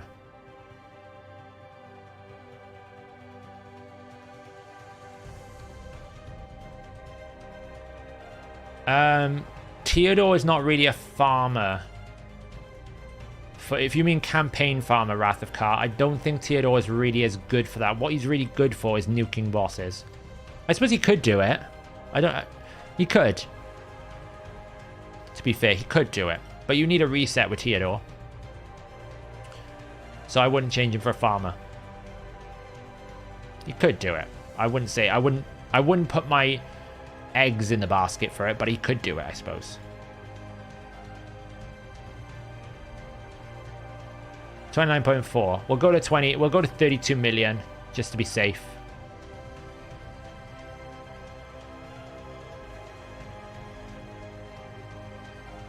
Anyone else see, by the way, that they basically said secret rooms are going to give you forged materials after you finish them? No more champions. I'll be honest, I'm not that motivated to do secret rooms if all I'm going to get is a bit of Magisteel at the end.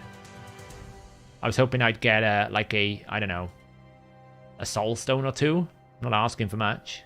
It's not like I can't, it's not like I can farm them. I can do it once a rotation. No, don't know yet, Sebastian. I'll know when the patch goes live, but I won't know anything until the patch goes live.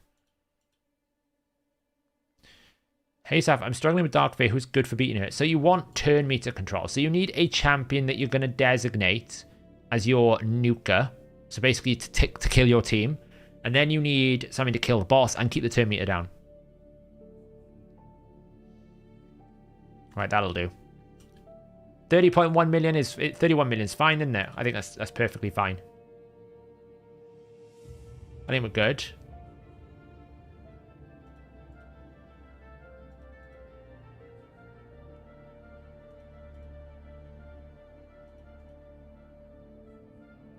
I think we're good. We're good. We're good. End battle. 32. Ninja, a beast. Kantra's actually outdamaged Nekmuthar for the first time. Hi Ian, welcome along. Welcome. How's my ninja built? I'll show you now.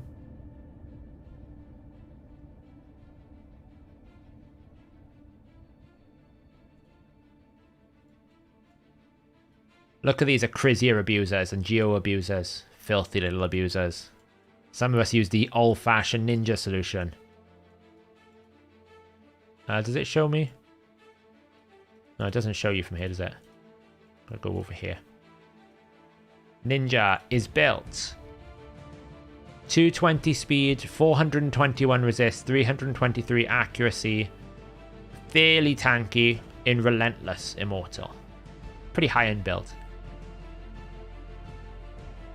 Yeah, I know. I'm a Nekmothar abuser. I agree. I agree. That's bad.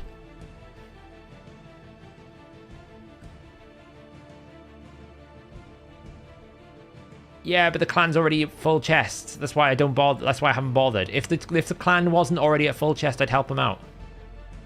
Kavala's a monster. Look at that. Look at his teams. Nails it every time. Don't know if he does normal. Yeah, he does a hard one there. There he goes. Monstrous teams. Nekmo is so good for Hydra. So good. So in terms of Dark Fae, like, you want a champion that can speed basically you need someone that can basically manipulate speed. So that's an Arbiter, or it's a Lysandra, or someone. It's basically someone that you know you can beat your enemy speed lead. Then you want someone with Termite control. I've got 3 champions with Termite control. Allure, Royal Guard, and Herndig. Decreased speed debuff is very important. You should have a champion that has decreased speed debuff. Herndig is then built to literally just kill my wave.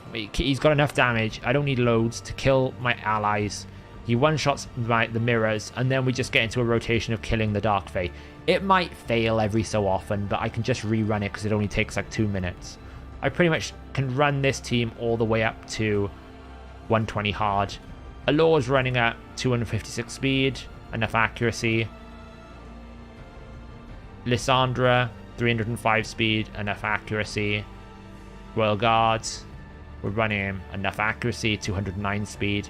DPS, it's basically Ninja and Royal Guard, and then Herndig again, enough accuracy, 230 speed. Just good old fashioned. Done. Well and Swift Cut.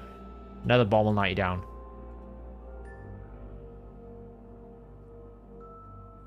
Yeah, 256 speed is fine. But you got to remember, Jeans, in my team, I have got 30% turn meter drop, plus 100% turn meter drop. Lysandra is monstrous. I've got triple hit. I've got triple hit. I've got full turn meter deplete. So you are getting lots and lots in this team. I just use Ninja as my boss killer. He's just easy to use.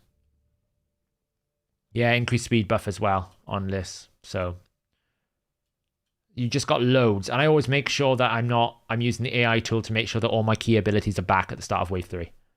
So yeah.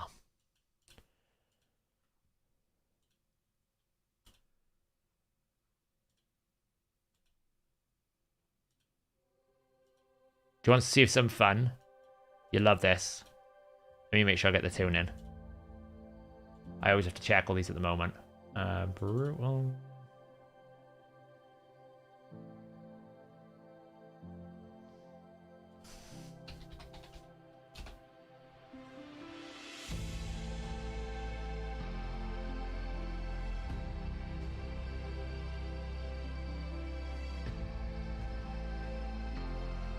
One turn delay, right? Yeah.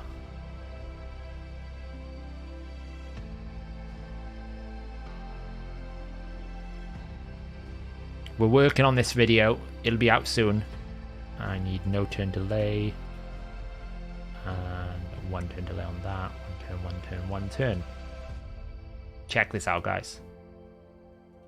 So we're using a Judge. 4-star. 5.6k attack, 279% crit damage. I had to build, in the end, a champion for that stupid rare, use a rare in a clan boss team because I haven't got Eris anymore. So I thought I'll use Judge, see how good it is. It's quite silly how much damage he does.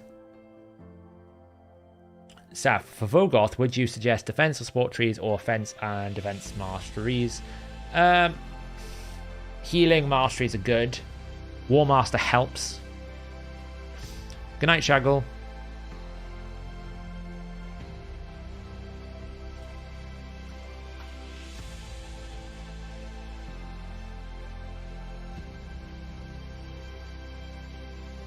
Isn't it 10 AM UK time, Castle? Not 9 AM. 10 AM. Or is it an hour before Clan Boss? Clan Boss is 10 AM. I never remember these days.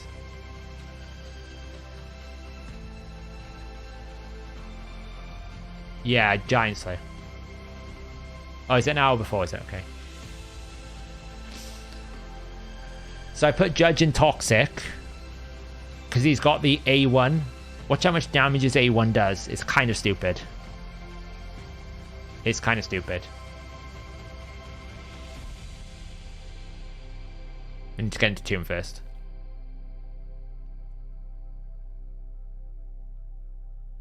I would stay logged out KL between reset, which is in like 2 hours and a half, and 9 AM. Just don't risk it. Don't need to.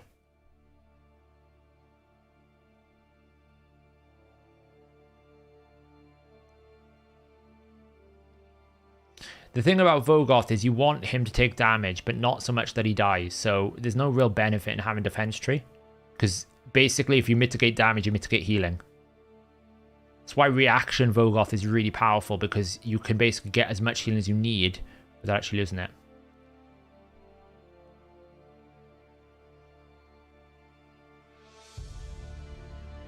Ready to see some nutty numbers?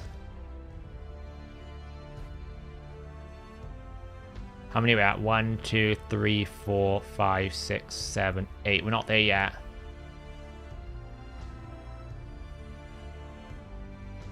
We should be in Speed Tomb now.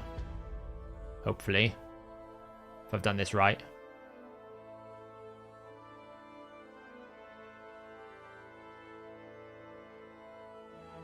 Yeah, we are. Right, so 1, 2, 3, 4, 5, 6, 7, 8, 9.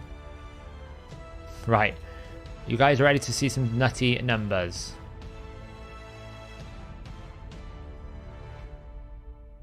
I think we need to wait one more turn. Because I think he's gonna... We need to wait one more turn.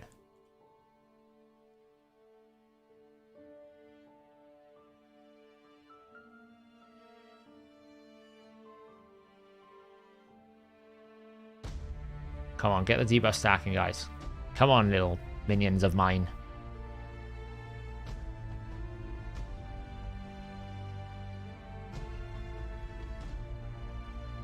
They're totally slacking today.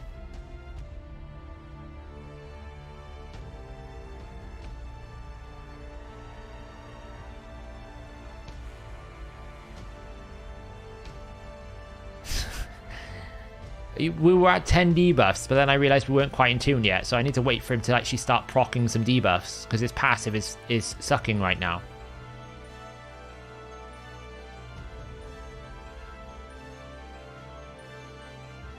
How many are we at? 1, 2, 3, 4, 5, 6, 7. We're going to need more poisons here. Only got 4 debuffs. There we go, 5. There we go. 1, 2, right, good.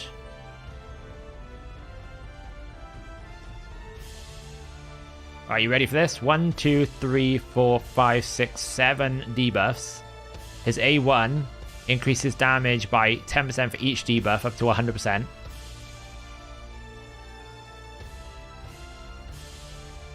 Boom. 200,000 for a rare champion. Oh, he hasn't got increased attack on. Damn it, the wrong ability. Try again.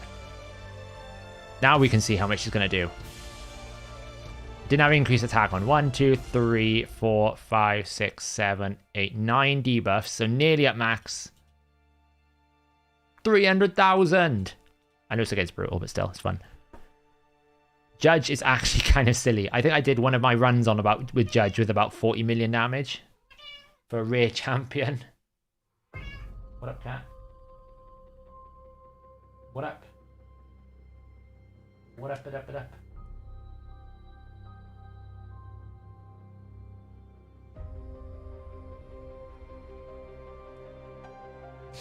Silly animal.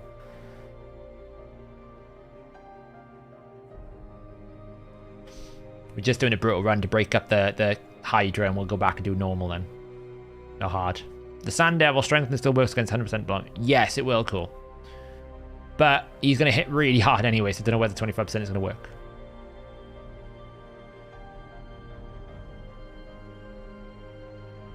You see the first little bar? What? So you see the first little bar in the turn meter of the corner. That's exactly between 8 and 9 debuffs. Oh yeah, I know. I can't be... I just count it. You know me. No, this is a playlist called Third Age that is on our Soundstripe. Because we pay for Soundstripe because I don't have to worry about copyright strikes then. Which Hydras do I hit weekly? Normal, hard, and brutal. But eventually I'll probably do normal, brutal, and nightmare. Because normal chest is better than hard chest. 40 mil by Judge alone, Ghosty. Actually, it's about 45 million. Actually, let me see if I got a screenshot of that.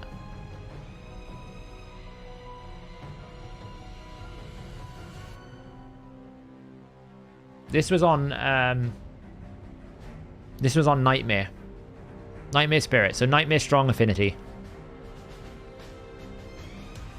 Judgy boy, isn't he? He's good.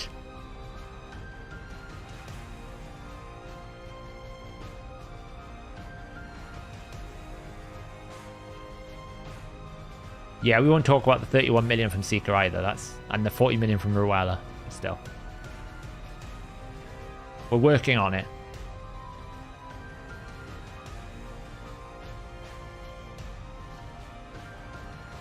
You got Lydia. Wow. Well done. Lydia is a great breakpoint. You'll find that you will use Lydia everywhere, and then eventually you'll stop using Lydia like I do. What speed is Demitha? I think she's like 325 or 327. Normal chest is better than hard, yeah. Normal chest gives you the best odds at mythical gear. It just doesn't give you the most quantity. It just gives you the best odds. So therefore, you're better off getting better odds on normal than you are getting better odds, less odds on hard, but you only lose like one artifact quantity.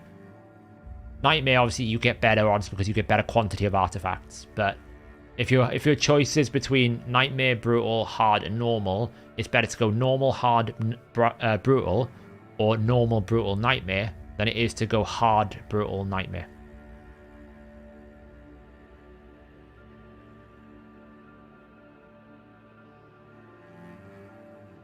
But what's the difference between 5, 6 star for normal, hard? In terms of, like, odds, Hydro. Oh, let me open it up now. It's a little bit awkward to calculate Clan Boss chess because it's based on, like, roll chances, like, in pots. It's the same with Clan Boss, right? You might get a certain amount of percentage chance to get a certain thing from Clan Boss, but it bases it on, like, pot rolls, so your odds change based on each pot that you pull from.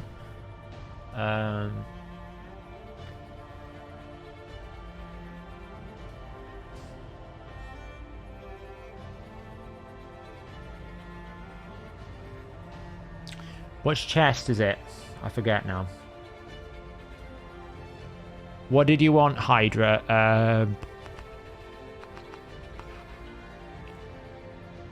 If you were gonna, so I can tell you basically the 6 star odds for the top chest of Hydra. What is the top chest called? I need the name of it. Let me end this.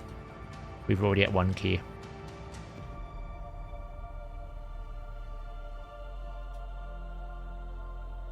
I forget what they're called. Ooh, an ancient shard. Thank you, little marketplace. The only use for this marketplace is 5 ancient shards. We've got a nice little stockpile we built up. I'm hoarding stuff now. I refuse to spend any more money this year. Where's Hydra?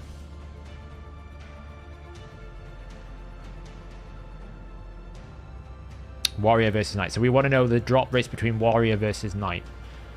Okay, so Warrior is basically... So Warrior has 6 star Mythic at 5 probability and 10 star Mythic at 10 probability. Versus Knight, which has 6 star Mythic at 5 probability and 5 star Mythic at 11 probability. But I think the way that it works out is you've got a 100% chance to get artifacts, but you don't in Knight. There's like an artifact weighting system involved. So it's a little bit funky. Basically, you don't get 5 star rare in the top hard, but you do in the normal, by the looks of it. It's been a while since I've worked this out, to be fair. So, for example, in the top chest of Warrior, you have a 8 probability of getting 6-star Epic and a 5 probability of getting 6-star Legendary, versus the top chest of Hard, which is a 5 of 6-star Legendary and 18 of 6-star Epic.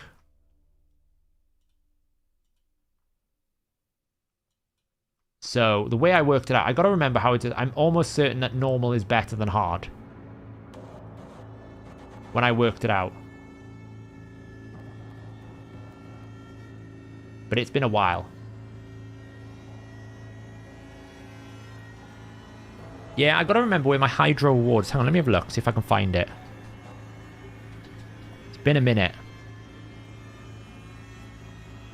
This song is creeping me out a bit.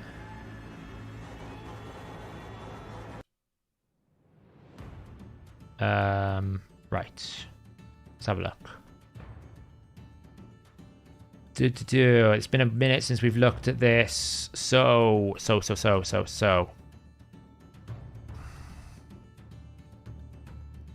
I think this was like brutal and nightmare only. I don't know if I had the odds put in here in any other way. It's been a minute.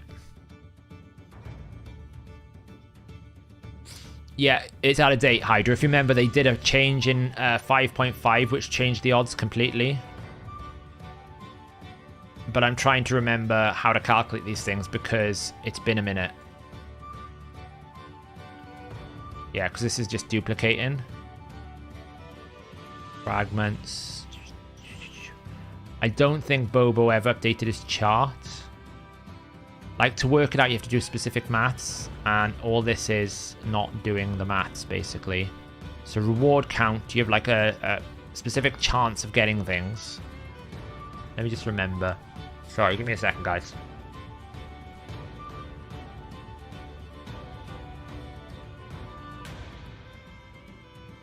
I have to remember how to calculate it because it's not straightforward as it sounds.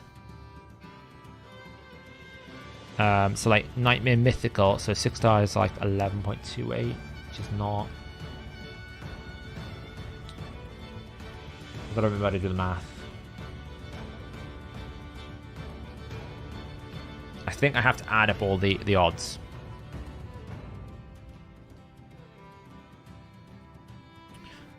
So like, for example,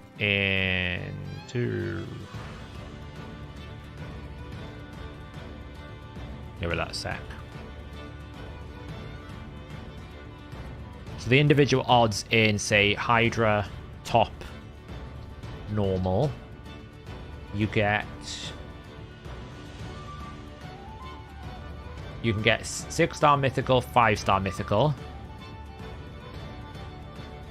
5-star legendary, 6-star legendary, 5-star legendary, and 5-star rare. So we can basically get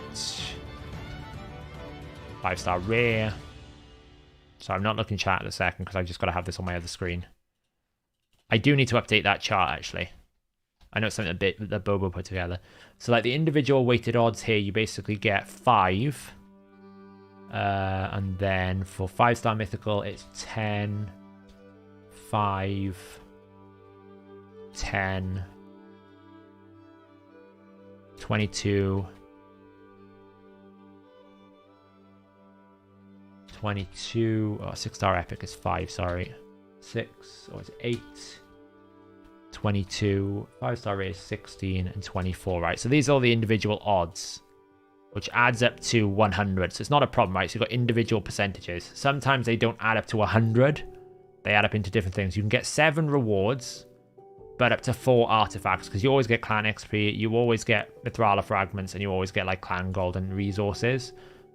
So now you actually get like 1 clan gold, 1 soul stone. Actually, I don't really have soul stones here. These odds are wrong, I think. Hang on.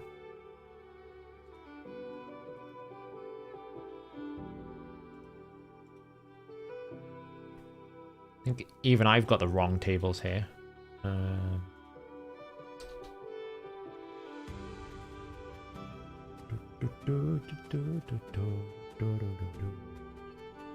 That's a battle pass.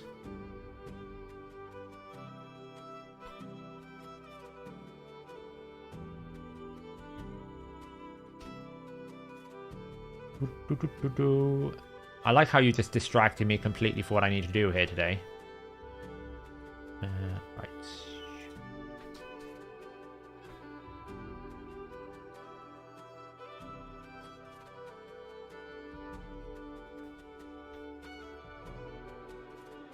Okay, so boom, boom, boom, boom.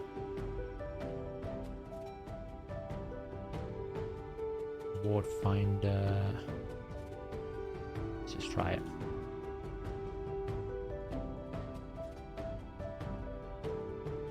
I'm gonna get soul stones in here. Yes. Okay. Okay, so I've got updated odds now. That's better.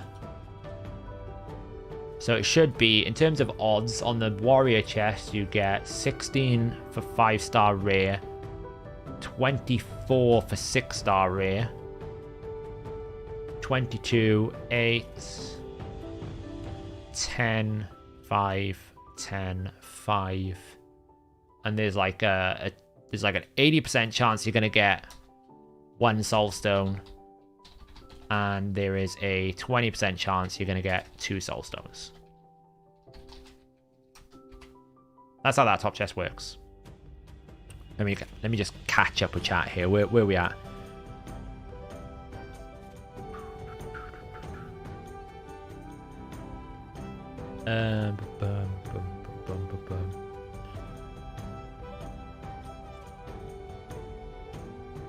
Right, okay, so basically you always get 1 soul stone, you always get 1 clan gold, and you always get clan XP. So there's 4 artifact spots available that you can get out of these, right? So you got an equal chance because they're all adding up to 100. So basically it should be, I believe, 5% to get one of these. And I gotta remember how to actually work this out now. It's been such a long time since I've done this math. It's really funky because it's based on roll ranges. It's not based on like you get. It's not like I've got a 5% chance. I got. Or is it? I know if this adds up to more, it changes. Let me just check the nightmare add up.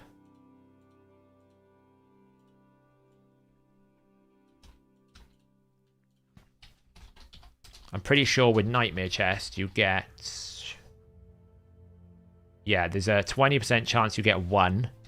There's a 60% chance you get 2 and a 20% chance you get 3. So again, you always get 1 of these soul stones on Nightmare. But what you don't get on Nightmare is you don't get all the extra stuff. So you only get 5-star epic. So you don't get any rares. They're out. You get 5-star epic, 5-star legendary, 5-star mythic. And that is a 5-star epic is 15. 6-star epic is 39. 5-star legendary 70, 6-star legendary is 13, and then it's a 4% chance that you're going to get a 6-star mythic, and a 12% chance you're going to get a 5-star mythic. So this doesn't add up to 100, I don't think. Oh, it does. Oh, why have I got 3% there?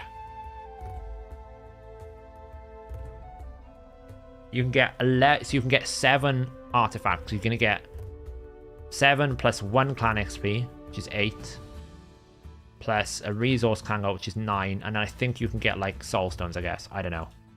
It's been so long since I've done it. It's weighted averages, yeah. I always mess this math up. I have to check multiple times with people to make sure I'm not messing it up. But it's meant to be like a weighted, like it's saying 3%. And I got to try and remember how I got to this number. This number's correct. I know this number's correct.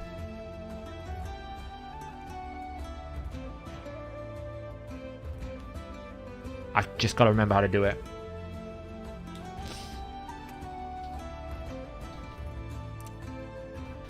Ignore me for a second. I'm about to do some really stupid math to basically until I remember how to do the formula. That's just 4%. Sure, are you in chat? You remember how to do these things, don't you?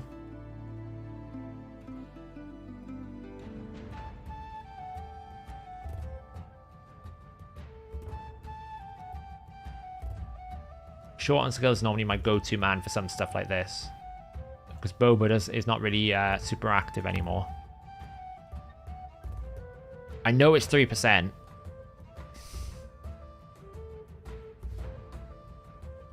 If you could do that, remind me how the formula works. Because I always forget. I always mess it up. And then once I figure out what I'm doing, I remember it. It's like the odds of getting 1 6-star mythical artifact out of all of these, considering there is like 7 opportunities, I guess. Which, that's not how you do it either. Could have been, I don't think so, because I thought we got Mithrala fragments on top. You basically had, you basically get 11 rewards, of which 7 of them are artifacts. And then artifact odds weighting is 100. Now, normally, you divide it by the overall, so it's weighted averages, right? I've got to try and work out what's the odds of me getting a 6-star mythical artifact out of a chest. It could be 4% now. I don't know. Maybe it is still. Because it's basically, I get 7 chances of getting one of these. I thought it would have been 0.07 divided by 0.04. That's probably not right. Maybe it's times. I always mess this formula up. So, like, I have to triple check it before I do any videos on it. Because I mess it up every single time. Like, you wouldn't even believe how many times I mess it up.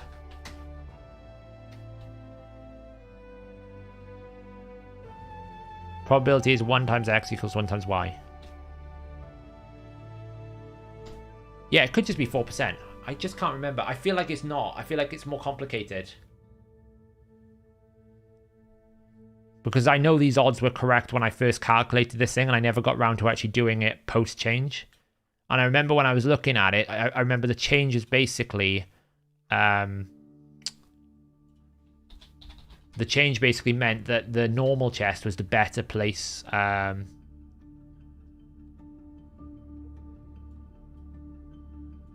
I have lots of different charts for different things, and I need to remember.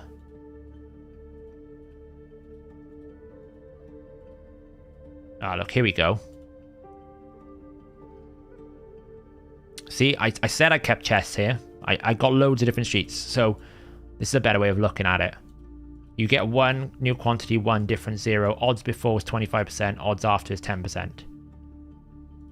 22,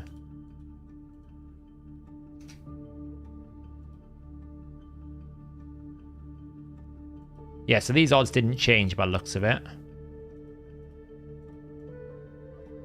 That's what it is. I know what it is. Right, I'm with you now. Right, I'm with it now. I'm with it now. It's taken me a while. We get 4 opportunities at 4%. So it's basically...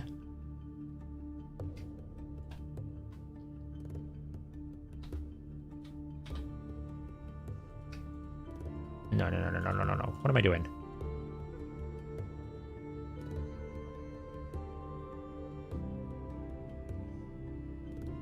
Yeah. Get the right chest warrior. There we go. 1.32. So there's a 16% chance we're going to get a 5-star rare. Up here. 16% chance. Right. Okay. So the amount of artifacts we're going to get is that. Cool. Why is my brain not functioning today? I think it's still 100 because we got 100 odds, so I think it's still 5%. I don't know where I've got like 3% from.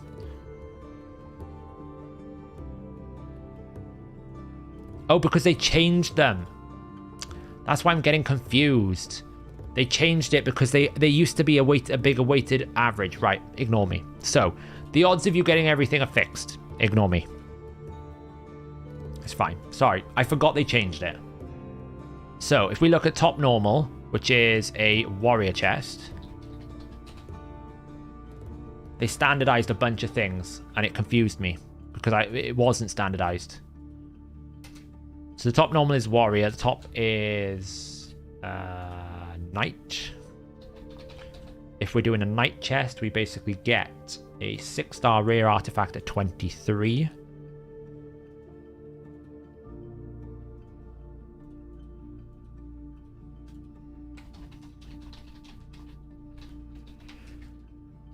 6-star epics 24.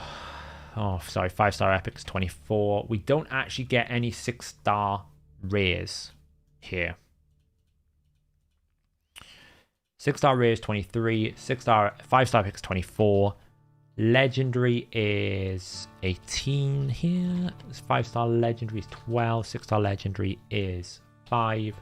5-star mythic is 11. 5-star mythic is 5. So the weighted average here is 98. So actually that is times 0.98, right? Not times 0.98.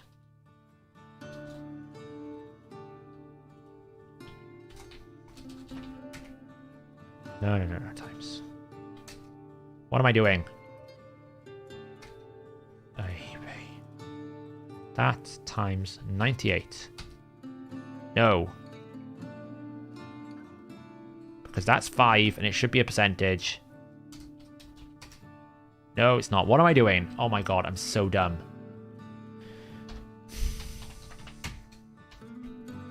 It's not. It's the other way around.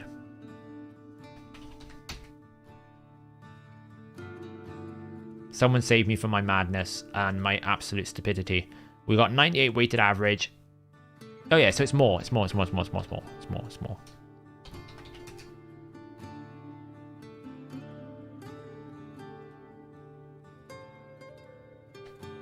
Should be that.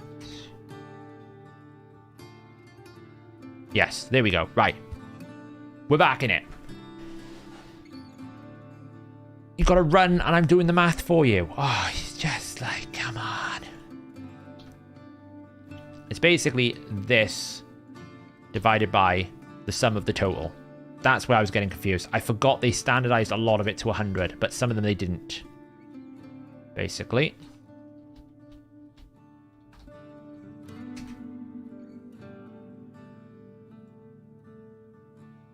Oh, sorry. There we go. I forget you guys can't see what I'm doing. Okay, so let's move this over.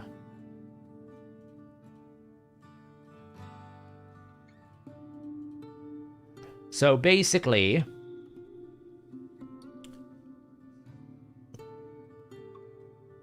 they tweaked it. Because this wasn't the case.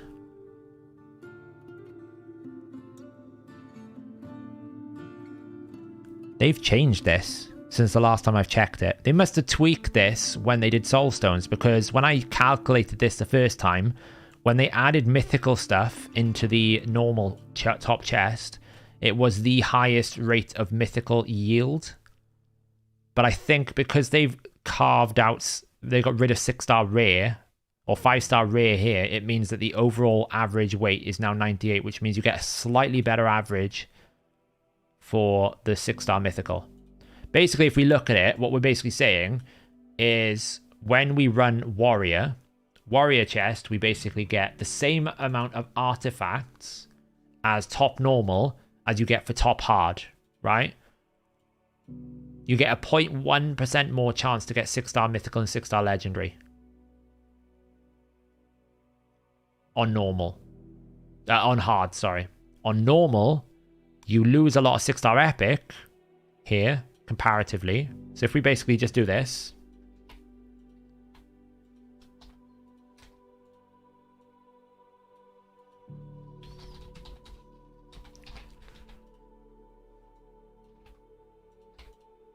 Oops.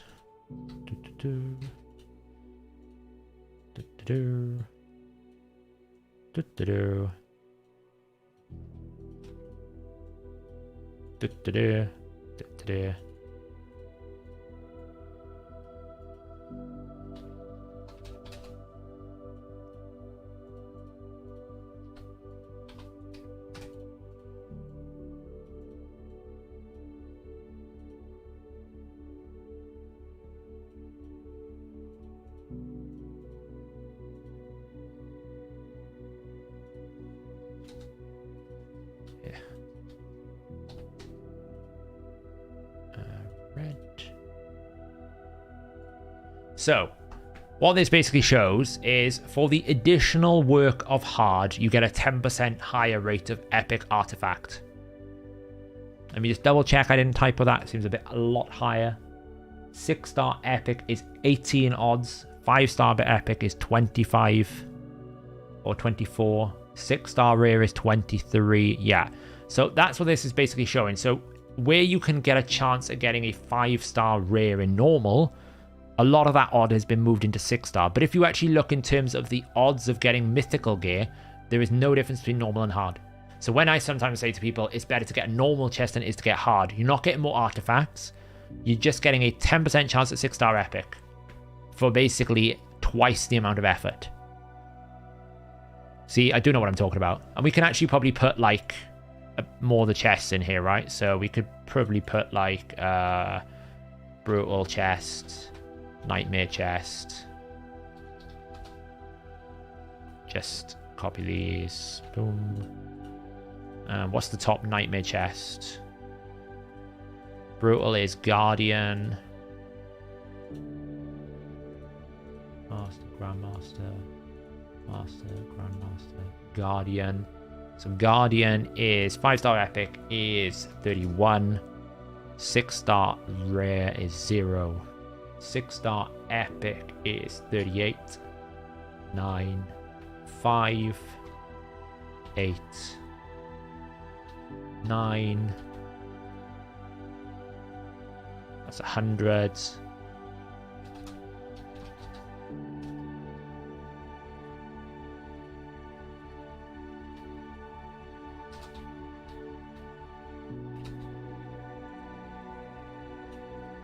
And then that's top brutal.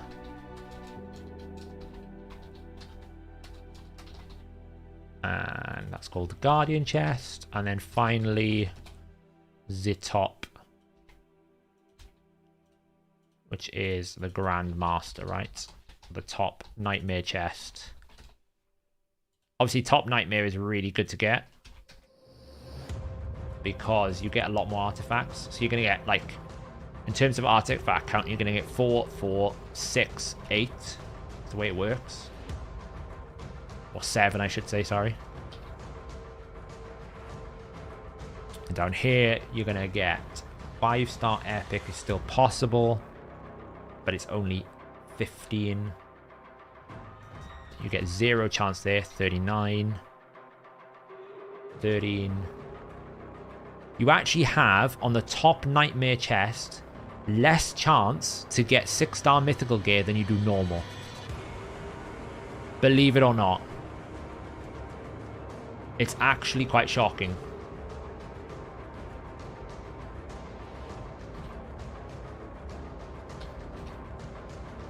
Six-star epic is 39. 5-star epic is 15. 5-star legendary is 17. 5-star mythic is 12. 39. 13. 4. Make sure this adds up. 100.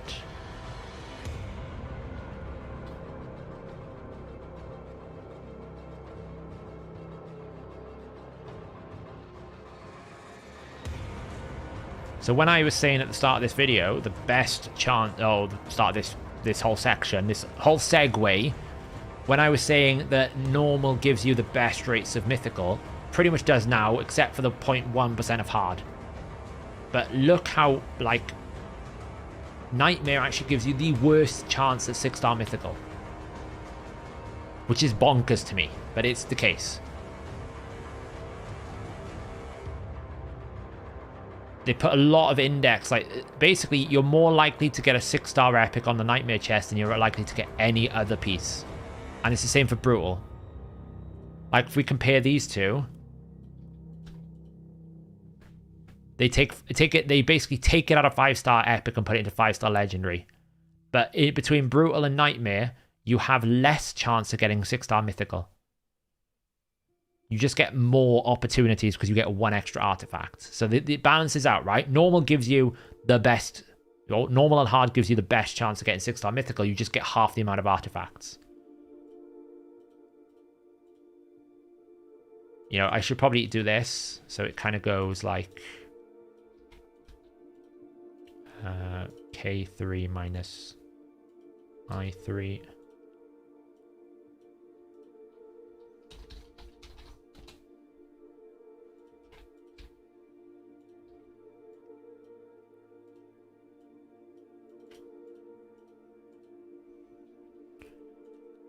So between normal and hard, we gain 10% chance of mythical. Between brutal and that, and obviously what you can do then is you can divide it by the number of artifacts, right? So you can basically say like that times that will give me 0.28 artifacts per chest potentially. If I just make it so that that is locked. So in my chest, I'm getting 7 artifacts. The odds are I'm going to get about 2 to 3 6-star epic. I'm going to get about 1 5-star legendary. I'm going to get 1 5-star epic. Maybe about 1 legendary artifact. And I'm not likely to get a 6-star mythical. It kind of makes a mockery of mythical because it's really hard to get any mythical gear. But if we compare that to, say, this chest, where obviously we're only getting 4 artifacts, even though the percentage chance of me getting a mythical is lower, the likelihood of me getting a mythical is higher. The likelihood of me getting a mythical is actually lower because of the quantity. If we're looking at quantity here, it's more likely I'm going to get 1 5-star epic, 1 5-star rare, 1 6-star rare, and then probably either a mythical here or something like that. The best odds are still probably that. I would imagine the best odds are brutal. Yeah. So the best chest to get 6-star mythical gear is the brutal chest. So I'm pretty sure this doesn't make much difference. 0.20, yeah. So the top brutal chest. Interesting. Total segue.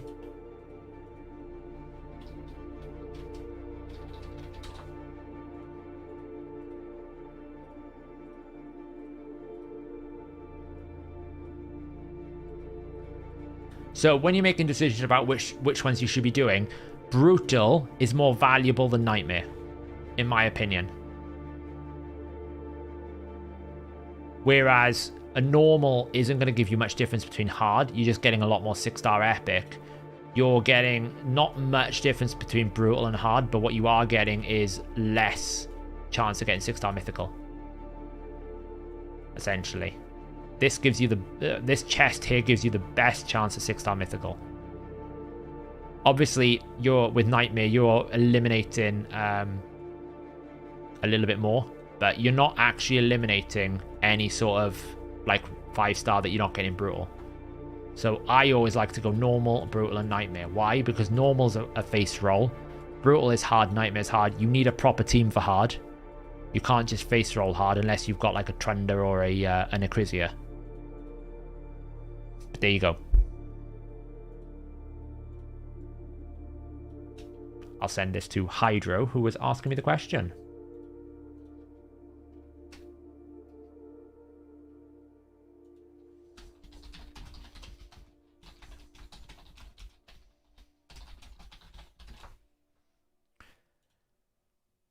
And that is why I don't like doing math on stream, because I mess it up.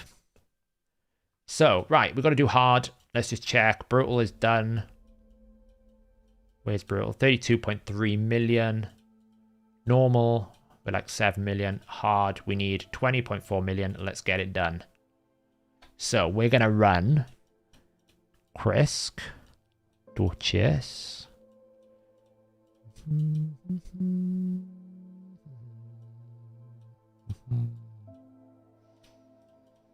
Scranky boys coming in. We're going to run. Yeah, that's it. I think normal brutal nightmare is the way to go. If you can do nightmare, I think normal brutal nightmare is the way to go. Because I think you got that opportunity of having that, oh, I need to do the 5 silver key quest. I'll just throw some champions in and do a normal. And I'm not losing too much versus a hard. Whereas I'm losing 2 artifacts versus a brutal. So if you can get up from hard to brutal nightmare, that's a big jump because you're getting an extra, 3 artifacts you weren't getting twice. So 6 artifacts in total. That's like 6 more stone skin or 6 more protection potentially. So what else do I need here? We've got Provokes covered. We've got Duchess for just being Duchess. We could run Lydia, I guess.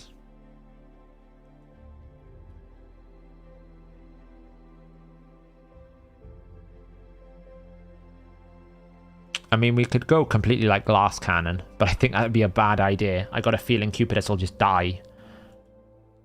I feel like Lydia is a good way to go here. And maybe like a Rogard.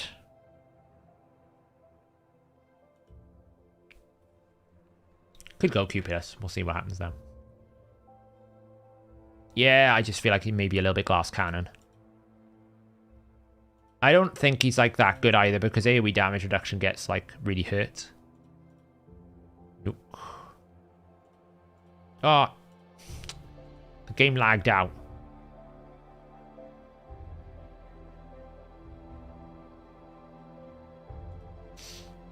There is no block buffs now. It's fine. I don't need it. I got burn. I got Scranky Boy. We don't need it.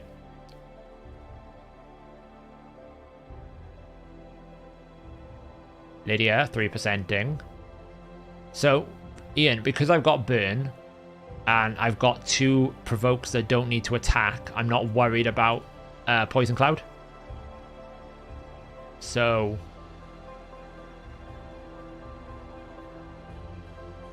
I can just provoke, see? So perfectly fine to do so. And then Scranky Boy's going to come in. Hopefully I've got enough accuracy on him. Yes. This is like a beautiful team. Look at all the buffs. We like to put block buffs on him so he doesn't get the reflect. My team is not taking any damage right now. Hey, Swagger. And we put Reprovoke out. And then we have this nice cool thing that he'll basically buff himself so I can like smash the Torment Head for some damage. Now, the only downside is I've got Skrank built at 70% crit rate because he's built for my Elva team. So he's probably not going to crit as much. I should have changed the mode. Sorry, guys. Professional streamer. Yeah, exactly. I'm not too worried about Poison Cloud. Obviously, Poison Cloud is not in this rotation anyway, so we don't need to worry so much. I wasted a provoke there. I didn't need to do that. I didn't need to do that either.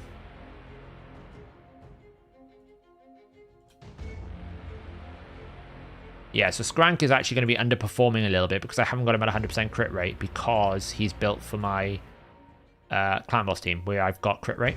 So that's a bit of a downer. It's not the end of the world. I actually messed up my provoke, which might need to restart. We might be alright. If I can get back around to... I think I can get back around to him. Thanks for giving me a fear that I didn't want.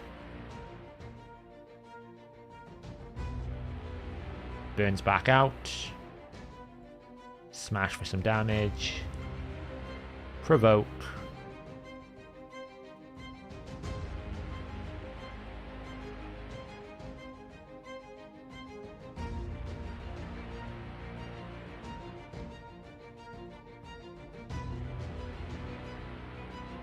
We've lost our Veil, so we're going to get some fears at the moment. Go hit him. 414 Guardian pieces. Whoa. Bonkers amount.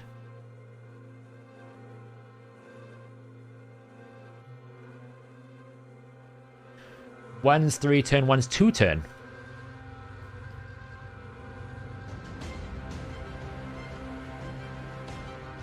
Kill it. Oh, damn. Fears are kind of a problem right now.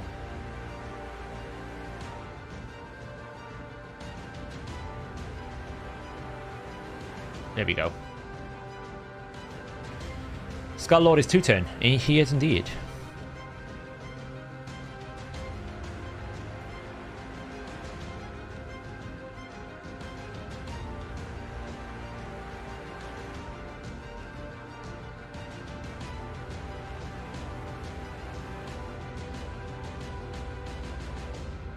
We can extend. Don't have decreased defense right now, which kind of sucks. But hey. Still don't have decreased defense. Kind of sucks. That's a lot of Guardian pieces. Well done. Well farmed.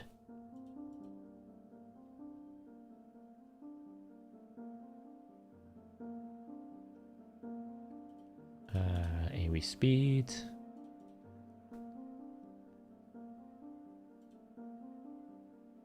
$500,000. That's the damage we want to see.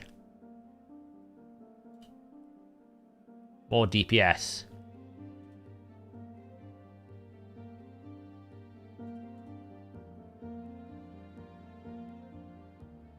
It's fine. We don't need to provoke right now. Let's keep the block debuffs, block buffs going up on him. Don't want to reflect. Okay, so we do have Poison Cloud, which will be interesting. Skrank's going to be the first one eaten, which is fine. Just pull a Crizia, right? The answer to everything, a Crizia.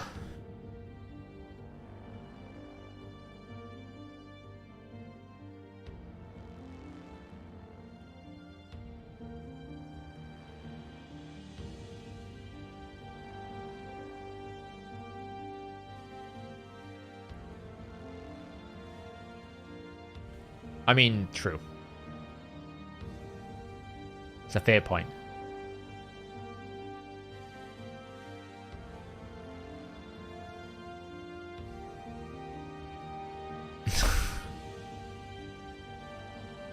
Don't get eaten by someone who has Poison Cloud. Please. Not that it matters, but please don't. 568,000. Woo! That was a big hit.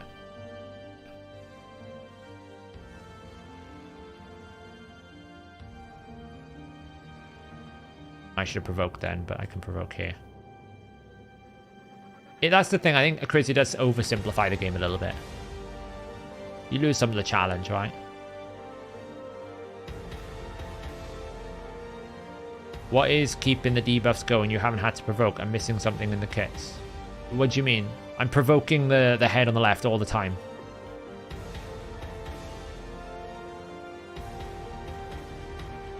I still haven't eaten my Skrunk. Does anyone want to eat the Skrunk? You beat Faye. Well done. Deacon Soul Drinker. That's an interesting team. Are you using, like, sleep or something? I'm not entirely sure how that works. Enemy max HP. Give me my Skrunk back. Give me my Skrunk back. You don't understand why Trunda is OP in Hydra. So, the way that Trunda's ability works. When you use A2, she attacks a single target. Oh, we're going to be in a bit of spot of bother here because of that steal. When she kills a target, all the extra damage she does on that target gets put to an AoE ability on all other allies. So, in most situations, that's not a problem, right? Because you hit a target, it does some damage, right? But within Hydra, because you have the dead head, what you basically have is a bonus damage. Now, the way that the Trunda's A2 works is the same way that Baron's A1 works. Effectively, the second hit gets a second dose of the critical damage in her kit. Because it will go, I hit a target for 100,000, multiplied by 200% crit damage. And then I'll take what that damage was, like 60% of that damage, and then I'll multiply it again by a 200% again to all the enemies. If your original damage is like 1 million damage, then 60% of 1 million gets multiplied by your crit damage again, which is how you get 30 odd million. It's a little bit of a bug. Most excess damage coding normally doesn't crit again. Bellinor's A4, for example, doesn't crit again. Whereas Baron's A1 and Trunda's A1 does crit again. A2 does crit again, which makes them really, really strong, as you can imagine. We're going to get a wipe here. There's nothing I can do to stop it.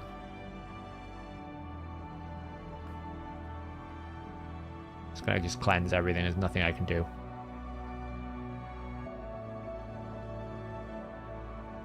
The run was going smooth. It's now going a little bit dodge, but we probably can recover.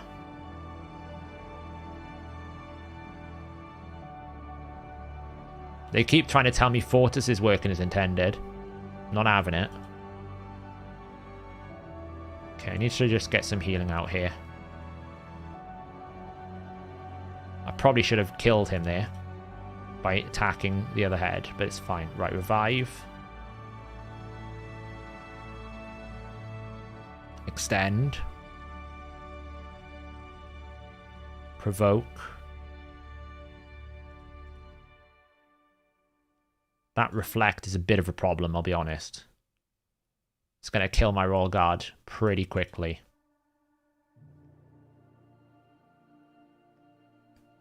Oh, these poisons hurt like hell.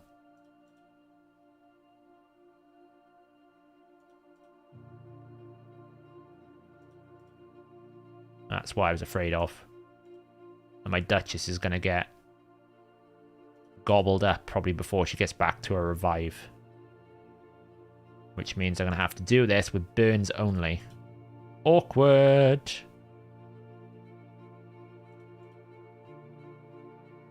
Here it goes. Alright. Wish me luck.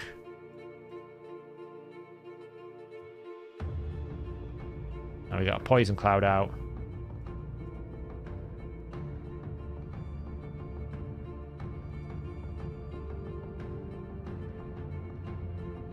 I really should kill that head.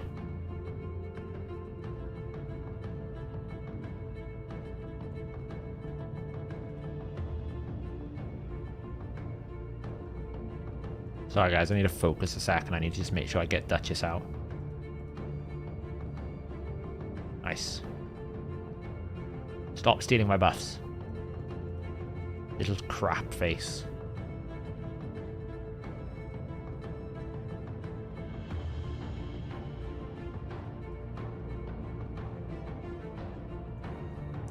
I clicked burn.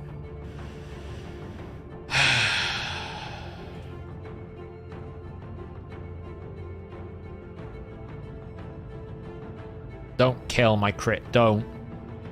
Do not. Not when I'm this close.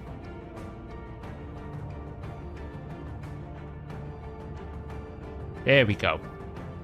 Ooh.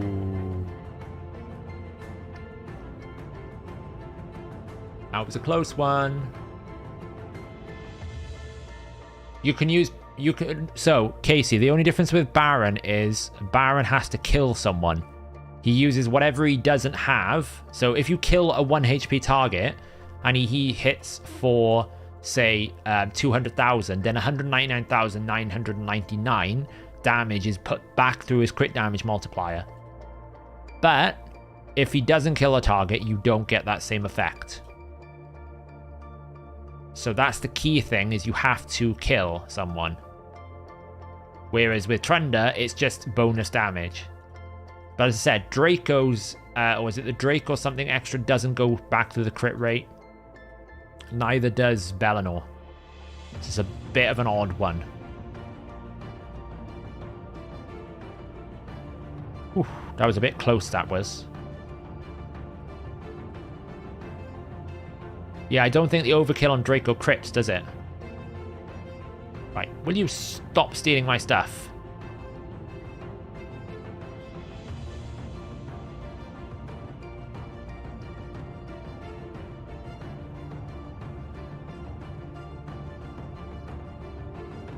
I feel like we've just taken so much damage all over the case. Right, we'll stop you from getting buffs. The spread shouldn't work now. Yeah, they basically, a lot of the excess damage dealers, they took away the bonus damage component where it crit twice. They made it so the second hit could never crit, but they didn't do it for Trunda's A2, and for a long time we were basically arguing that it was bugged because it shouldn't be doing that. And Baron's A1 is the same thing as well. It crits twice. So essentially you get bonus your crit damage, you get double it. Which is why when you obviously put in another 200% extra damage on the head of on the decapitated heads, it's how you can get a huge amount of damage from Trunda. Because effectively you're getting, you know, loads more damage spread.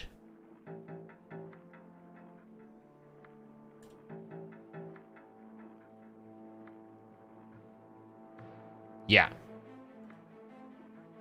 But they just never got around to changing Thunder. Oh, not the Poison Cloud.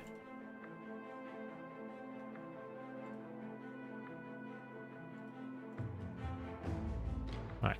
Suffering's dead. We're getting close.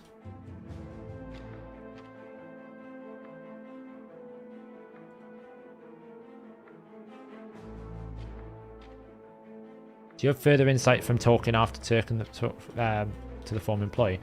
Yeah, I think I do. What I basically understood from it is they're very aware and conscious of player feedback. Probably more than players would imagine. I think they generally do want to have, or do have an idea of what they're trying to achieve.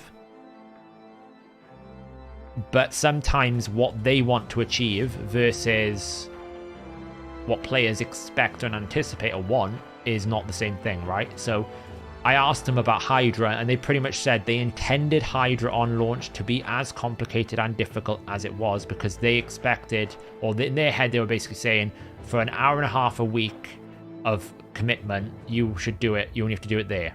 That's what they had in their head. Obviously, as players know that that's not exactly the reality that we had, and it was too much RNG. So, no, they do. They do. That's what I'm saying. After speaking to them, I can confidently say they actually do care about player sentiment and commitment. Is on their radar. Whether or not they actually act upon it in the right way is different. As to saying, like, you know, I can say I don't care about X, Y, Z, or I could say I care about X, Y, Z, but the way that I solve that problem may not be compatible with the solution that people want, right? There's a difference between not caring and not solving the problem correctly. I think that's a big difference. Yes, they're aware of player sentiment, quite clearly aware. I've done that so many times, Tico, I can't tell you. I have to be careful.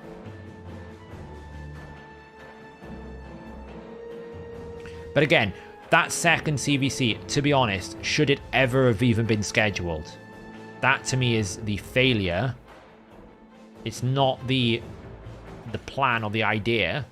The failure here has been, why didn't we realize that fans would not enjoy having triple back-to-back clan versus clan? You know, obviously they care when it goes wrong, but are they like creating problems for themselves they don't need to? You know, we spoke a bit about like the Hellhades ban and the different things. I won't go all into detail, but it was interesting to get an idea about the art department. You'd be surprised if I asked you guys, how long do you think it takes them to develop a champion? How far back? How long? What's the time window do you reckon it takes for them to create a champion from sort of conception to release?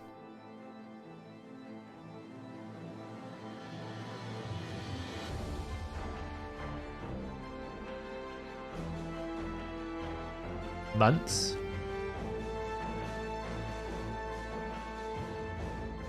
Six months? Weeks? 3 months? 200 hours?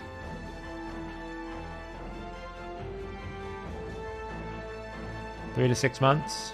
4-ish? So basically it's about 5 months.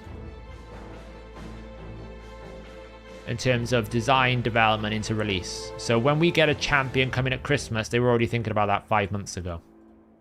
So this boss was already thought about 5-6 months ago, for example, this new one coming.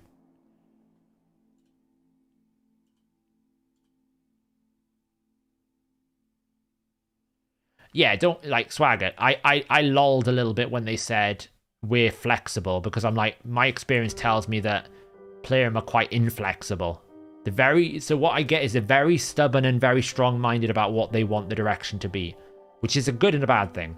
It's good in the sense that they won't bow down to, like, peer pressure, in the sense that they wouldn't, like, create something because someone asks them to, and then you end up in this rabbit warren of, well, he wanted it, but they never, and now you've just got, like, too many people to balance. They have their direction, that's their way. But sometimes when they're wrong, it takes a lot of commitment to get them to realize that. And I would say, as a standard, I would consider them quite inflexible as an organization.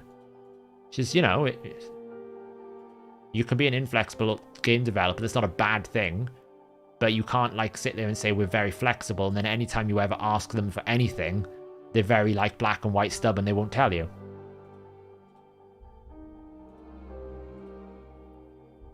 Keep results. We're done.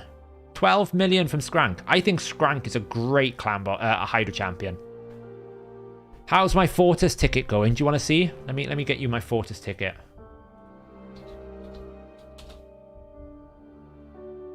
You'll enjoy it.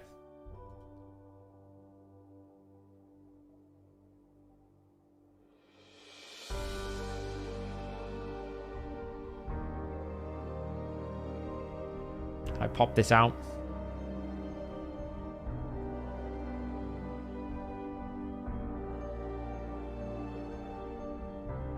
Here you go, look.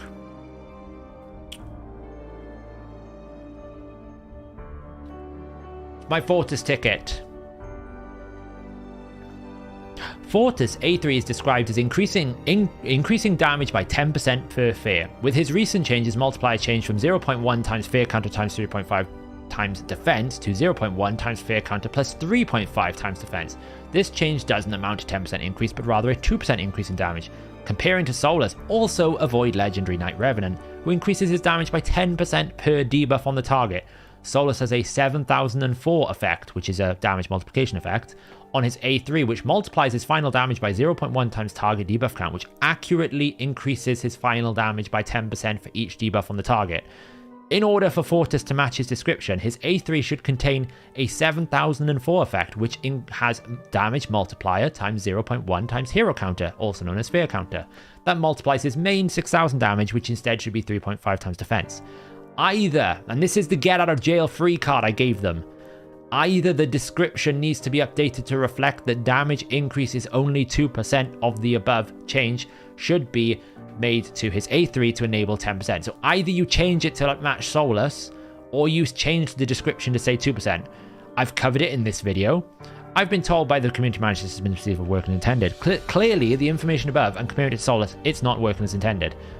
And I don't know about you guys, but that is pretty specifically described. I've even given them the exact game ID identifiers to figure out why it's not working. Auto response. Kenneth. Thank you, Kenneth. I forwarded it to the second line. Since we process all requests one by one, our colleagues will get back to you as soon as possible. Thanks, Kenneth. Not a problem with that. Then we get a response from Alina. We have thoroughly tested this element to the game and found no bugs relating to it. Fortis A3 skill works correctly.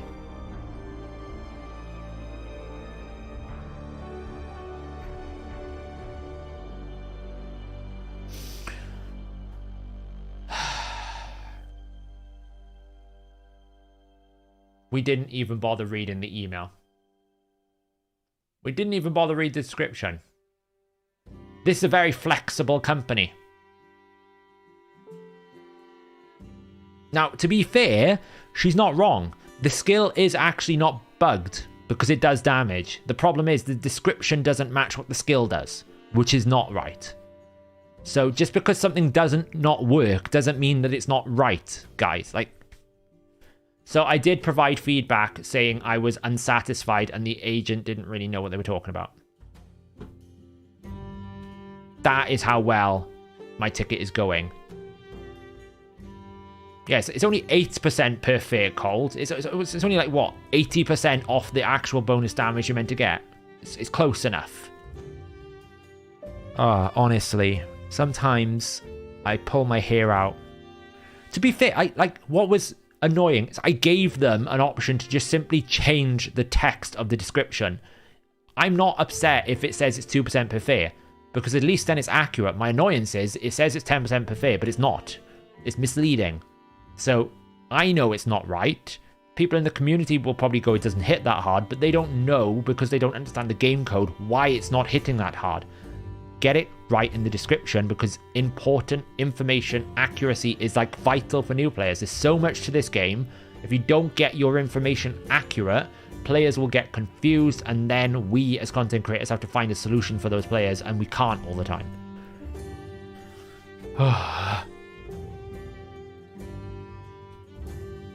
I wouldn't mind, but I provided a video. I explained it in detail. I provided the specific I provided a carbon copy example.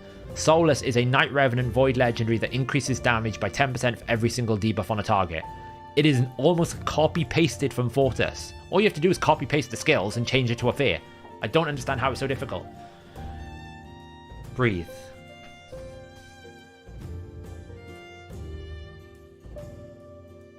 Well, Stiko, that's just a description issue where it's basically it deals 25% more damage to a shield, but only to their shield. They changed that though, because remember the original coding of that mastery actually did increase your 25% damage even if you weren't attacking a shield. You know, that mastery, this did at one point actually just increase damages to anyone. They fixed it to fix it, but they didn't change the text. I don't know, Smurf. But as I said, when they come out with a statement saying we're very flexible, and I see that response, I'm like, you're not very flexible. It's like I've had a response back about Stultus, right? We tried Stultus on floor 110 hard. Where is he? He's down here somewhere. We tried Stultus on floor 110 hard, right? This is the build that I did 110 hard on. Now, if I basically check my stages tool, which is, you know, accurate as of what is in the game code, when it loads, if it loads, we're having a bit of a fun day today.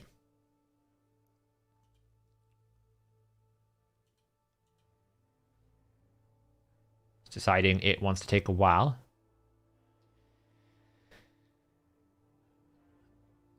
How'd you put a ticket in? Well, there's a link apparently.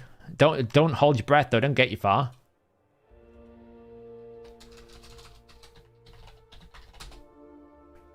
Right, so Doom Tower. Now we all know pretty much everywhere in the game, if you have 100 resistance and you put plus 25 onto that, that's how much accuracy you need to be able to land your debuffs, right? We know for a fact, if I go to Dungeons and I go to, why is my server so slow today? If we go to Dragon Lair and we go to like stage 25 or 24, we know that in order to land debuffs on the boss, you need around about 240 accuracy, right?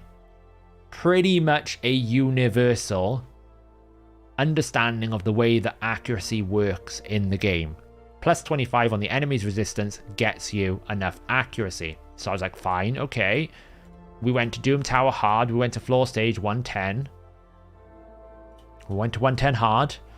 Agreth has got 330 resistance. So we add 25 accuracy, 355 accuracy. That's how much accuracy one needs to put a debuff on Agreth, the Nether Spider.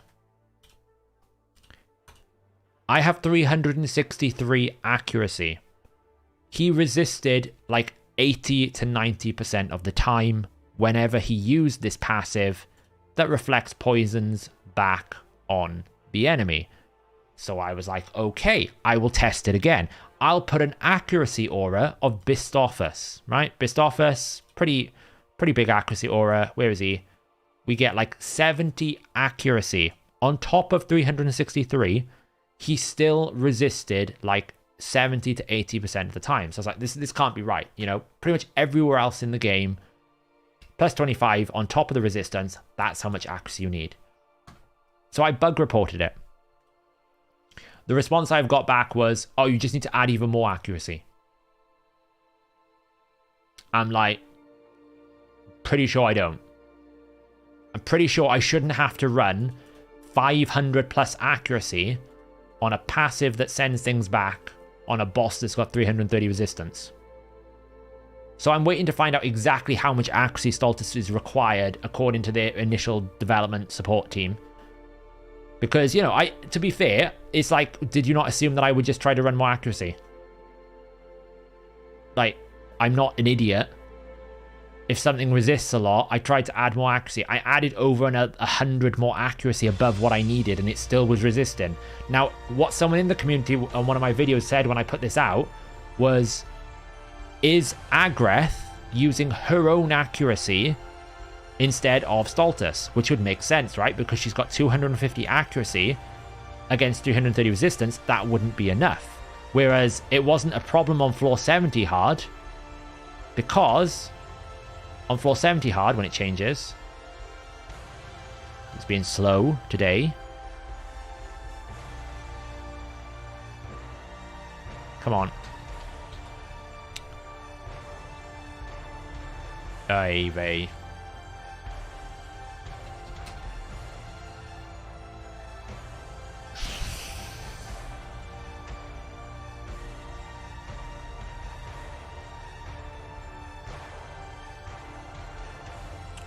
My server is really slow today for some reason. What's going on?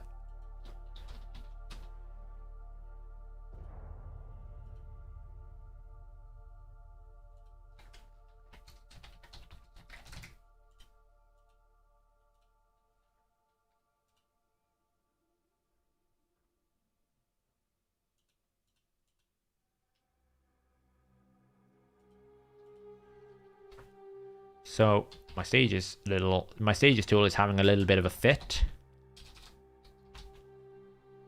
which is never helpful.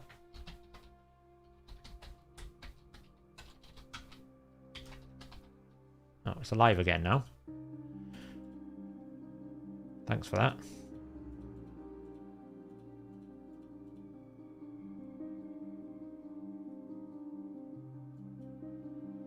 There we go. So that with Agreth on floor 70 hard, I had no resists, and she's got equal accuracy to equal resistance.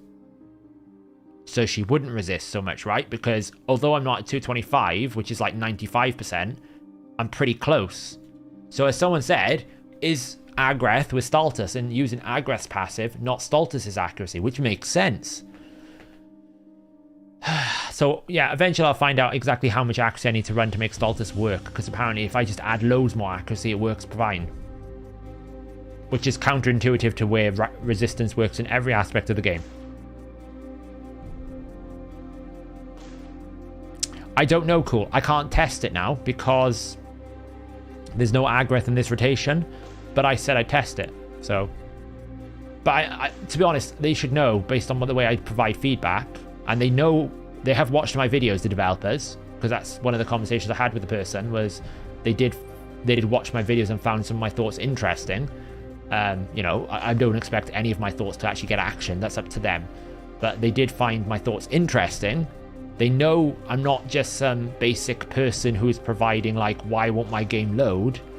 I have a pretty good understanding of why things work and why things don't. Just simply adding more accuracy doesn't seem to be a logical solution to a problem where I know how much accuracy I need. Have a nice evening, Brian. So, well, yeah, I usually do Paragon solo and deflection gear, gentlemen. I did put Phantom Touch on him, which is a bad idea, so don't do that, because if you counterattacks with Phantom Touch, you can activate the Spiderling's passive and it heals a lot more. But Stultus does it in like 2 minutes. Like, he does it really quickly. And like, deflection obviously is an artifact set, so it doesn't need accuracy. But I know people have said, oh, I land debuffs on Agreth on like 330 resistance. So it's not an accuracy list issue. He had enough accuracy. I think it's a bug. They just haven't found it yet. But there you go. Exactly. I put an extra 100 accuracy on it with an aura. So he had like 400 accuracy with an aura at 500, and he was still resisting. I'm like, that's not possible. I was having a conversation with Hellhades on DM, and I was like, am I missing something? What am I missing? Why am I resisting? And even he couldn't figure it out. So, you know, you've got two long-standing players basically going, it doesn't make any sense. Pretty sure it's a bug, not a player issue. Just saying. Right. We've done Hydra. We've theory crafted.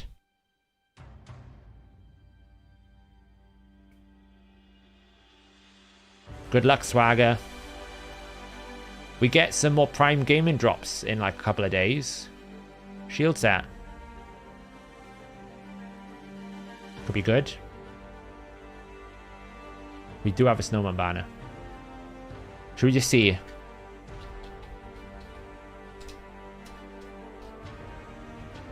Oh.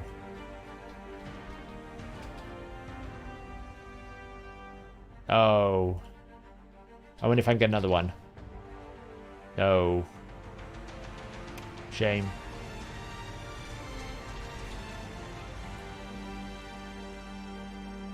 Speaking of Ronda accessories, remember last stream, guys, we were talking about how wouldn't it be cool if one of my pieces rolled 7% crit rate? Well, funny story. Yeah, I'm going to log out in a bit now, Thomas. I've got an hour, so we're plenty of time. It's a pretty bad piece.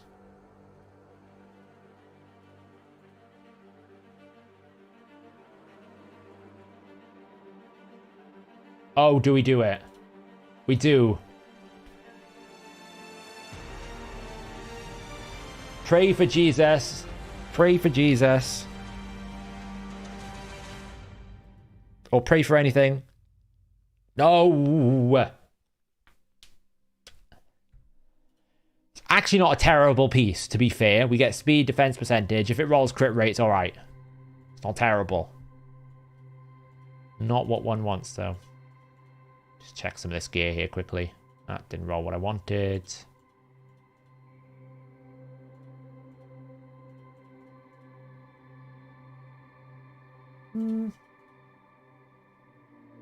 I'll take that. It's not the worst. This piece. Pretty nice.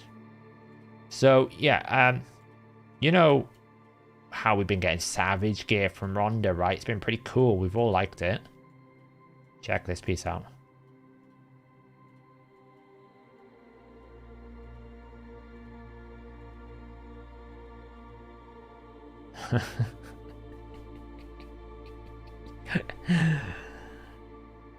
It rolled the 7% crit rate. Of course it did. That was the Ronda chase piece.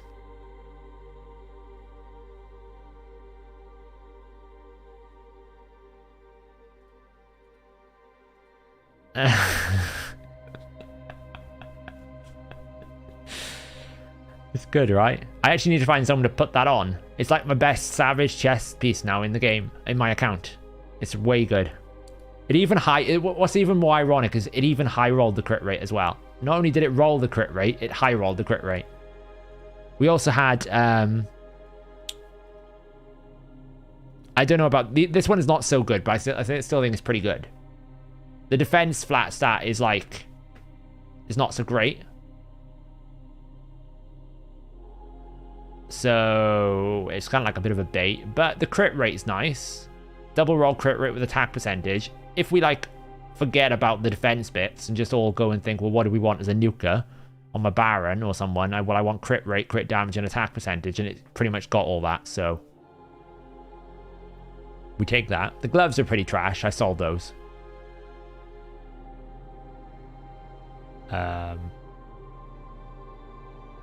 They were good, yeah. The double flat stats are like a bit meh, but I'll take it. The gloves I think I sold. I think kept them. They weren't very good.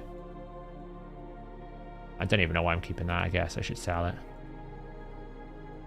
We need to do another gear cleanse video. Another gear cleanse stream at some point. My helms just suck. I just need really good helms because I just have no good savage helms. That's why I kept that piece to see if it would roll into a chaos ore because, you know, sometimes it can be good. Gonna have to start getting some Defiant. We've got a good chunk saved up. I think Defiant will be quite good for the new boss. It starts in 9 hours and 56 minutes, so it's about 9 a.m. GMT. So 9 a.m. UK time, whatever that is in your time zones. 9 a.m. UK time. After 9 a.m. Ben. So basically make it like 9:20, 9:30 in the morning, Ben. Give it half hour. Don't rush. I got Hoscarol as well. Barsatha. I'm actually about to get Arix. In my daily login rewards. I'm 2 days away from getting Arix. So that's another 500 points. I'm probably very close to getting Vassal of the Seal, if not this rotation. So that's another 500 points. And I've got one more rotation after this rotation to get Krakow. So I'm rebuilding my summoning pool, which is cool. We're probably going to get a traditional fusion next, I think. So, and it's good to see that we've got like crit damage and shield. That's much better than what we had last time, which was lifesteal. So we'll see. It's going to be a tough matchup for us, I think. Right, let's do a quick check. We have done Clan Boss all 3 difficulties. Top. I think I've done this one, have I? Done. Done. I should probably hit hard, right? Just smash some hard out here. Gems are not so bad because I feel like you spend gems anyway. So I don't feel like that's so bad.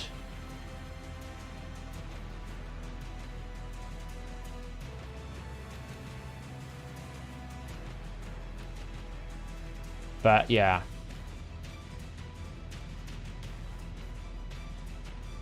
You're in hospital on morphine? Good lord. Well, the good news is, Ben, you can just log on anytime after 9. You don't need to rush to get it down on 9. Just don't do it before 9. Do you foresee yourself using Basatha for anything? I don't know, Daniel. I don't know. He's a very strong kit. I just feel like you get him so late. And his passive doesn't work for AoE revive, so you kind of like... It's hard to make it work in Arena, because it's just not... Like, it'll only stop one revive, not all of them. If it was like, every time someone was revived, you stunned them, it would be really strong. So, I don't know. Maybe. What up, Sleepy Cat? Just gonna smash this for a bit. This kit's actually really good, Ardes. There's nothing wrong with his kit. He's got AoE crowd control. He's got a big shield. I think he's got stun. I think he's got something else as well. His passive is unique. His kit is okay. The problem is by the time you get him, you just don't need him. So, it's not too bad. I'm pretty certain the new fusion must be. If the new fusion isn't a sleep champion, I'm going to be sitting there going, why? Why pick sleep? Because if you think when they did Hydra, we were crying out for a Veil champion, because if you didn't have Duchess, you didn't have Rector Drath, which didn't guarantee you a Veil, and you didn't have Shamael, there was literally no solutions for the Hydra, and they gave us a Veil champion with a solution for Bommel as well, with a decreased accuracy. So I think we will get some sort of champion set that will help us with the new boss. As I said, I think the new boss is going to be tough for a lot of people.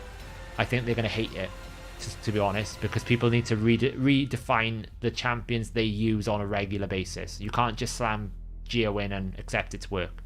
You can't just slam a Brogni in and expect it to work. You're going to need to rethink it completely.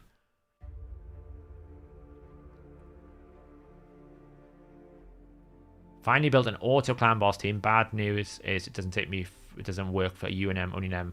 But it's progress, Citizen. You just need to keep working. Who's the DPS here? It's Judge. Judge is a rare champion. He's got a Draco A1 and a Lord Shazar A1, so his damage increases on the A1 for every debuff on the target. But actually he's quite good because he's got passive debuffs, so he can pump out debuffs left, right and center. I've put him in Toxic here.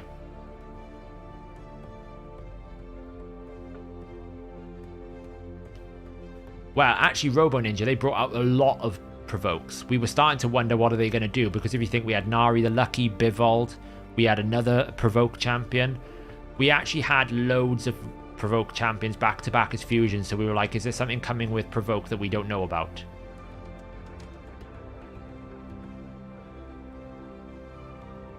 Do I think Corvus can replace Hellborn for bigger world record?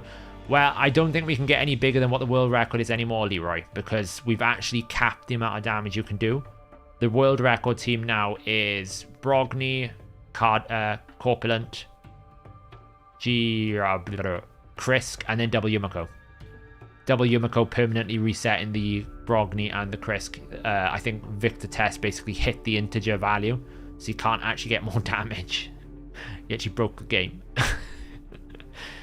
they're going to have to increase the integer rate for you to get more damage. So you're actually, there's no point putting Corvus in because double Yumiko is just stronger. And to be honest, double Yumiko may even be stronger even with Corvus, because Yumikos can reset themselves. So you're basically resetting each other. It's just a bit gross. You know those chest puzzles? Can you spot the mate in 3? We need to make clan boss puzzle. Can you spot the alternative 2 key? I need to have a look. It's a busy week. Fusions generally are progression champions because they're designed for people starting and playing the game. They're not necessarily designed to be endgame killers. They did have one with Rotus, and it was kind of dominant for such a long period of time that they were afraid to do it. So you generally have champions that kind of fit a niche in which you need. Like Tatura, we needed someone that could do decreased accuracy on Bommel. We needed a Veil champion. We got one of those champions.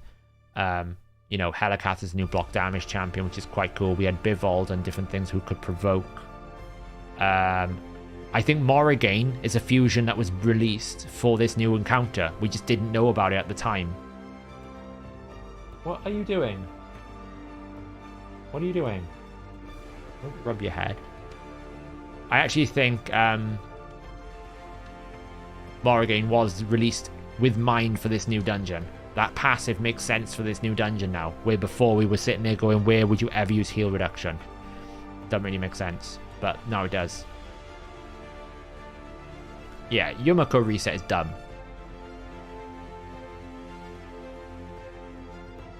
What are you doing?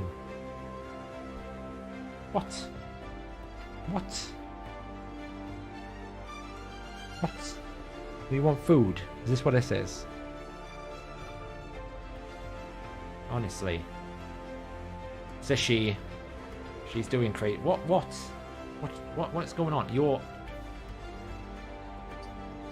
She probably wants food. Now you're all over the microphone. Bad enough I try and get rid of all your fur off me on a daily basis. Go on, get down. Get some food in a bit. Right, guys. It is 11 o'clock. We have an hour until reset, so that is a good time to call it quits for the night. We get Rhonda tomorrow. I don't know if I'm going to book Rhonda because... can you just not claim Rhonda? You'll get it when you log in, Ken. So if you leave the game open, as long as you don't open the Rhonda chase, you won't get it. But I wouldn't risk it. Victor Tess has got the world record. He just did it the other day. So it's Corpulent Cadaver, Krisk, Brogni, double Yumiko, and he hit the damage cap. I think, Johnny, it'll have something to do with sleep. It may have something to do with poisons. It may have something to do with heal reduction. So we'll see. But yeah, so we're going to end it there. Good luck with your Rhonda chase tomorrow. I don't know whether I'll book her straight away. I will probably, I got Shemnath to book. I've got to look at some champions as well for, you know, I might have to book Morrigan for this stupid Sand Devil that we're going to get, I think, this week. I'm pretty sure we're going to get it this week. Like, I'm 95% certain it's going to come this week. So, yeah, we'll see. We'll have strategies. Hopefully we'll have some guides up on the website as well to help people out with the new Sand Devil. We'll see. Assuming we get the new content and HH stream that evening, will we see you do a stream? If it's... Yeah, so I don't know. If it comes out, like, I would imagine it's not going to come out during Clan vs. Clan. If it's going to come out at all, it'll come out Thursday, which is normally my stream night anyway, so we can stream it on Thursday if it comes out. Which I think it will, because Hydra came out a week before the Christmas Fusion, right? They do follow a pattern. They're pretty quick, so if it's out Thursday, we will stream it, and you'll probably see me go even more insane than when I did Hydra, if it's the case, because I think it's going to be really hard. So we shall see. Anyway, I'll catch you guys next stream on Thursday. Ciao.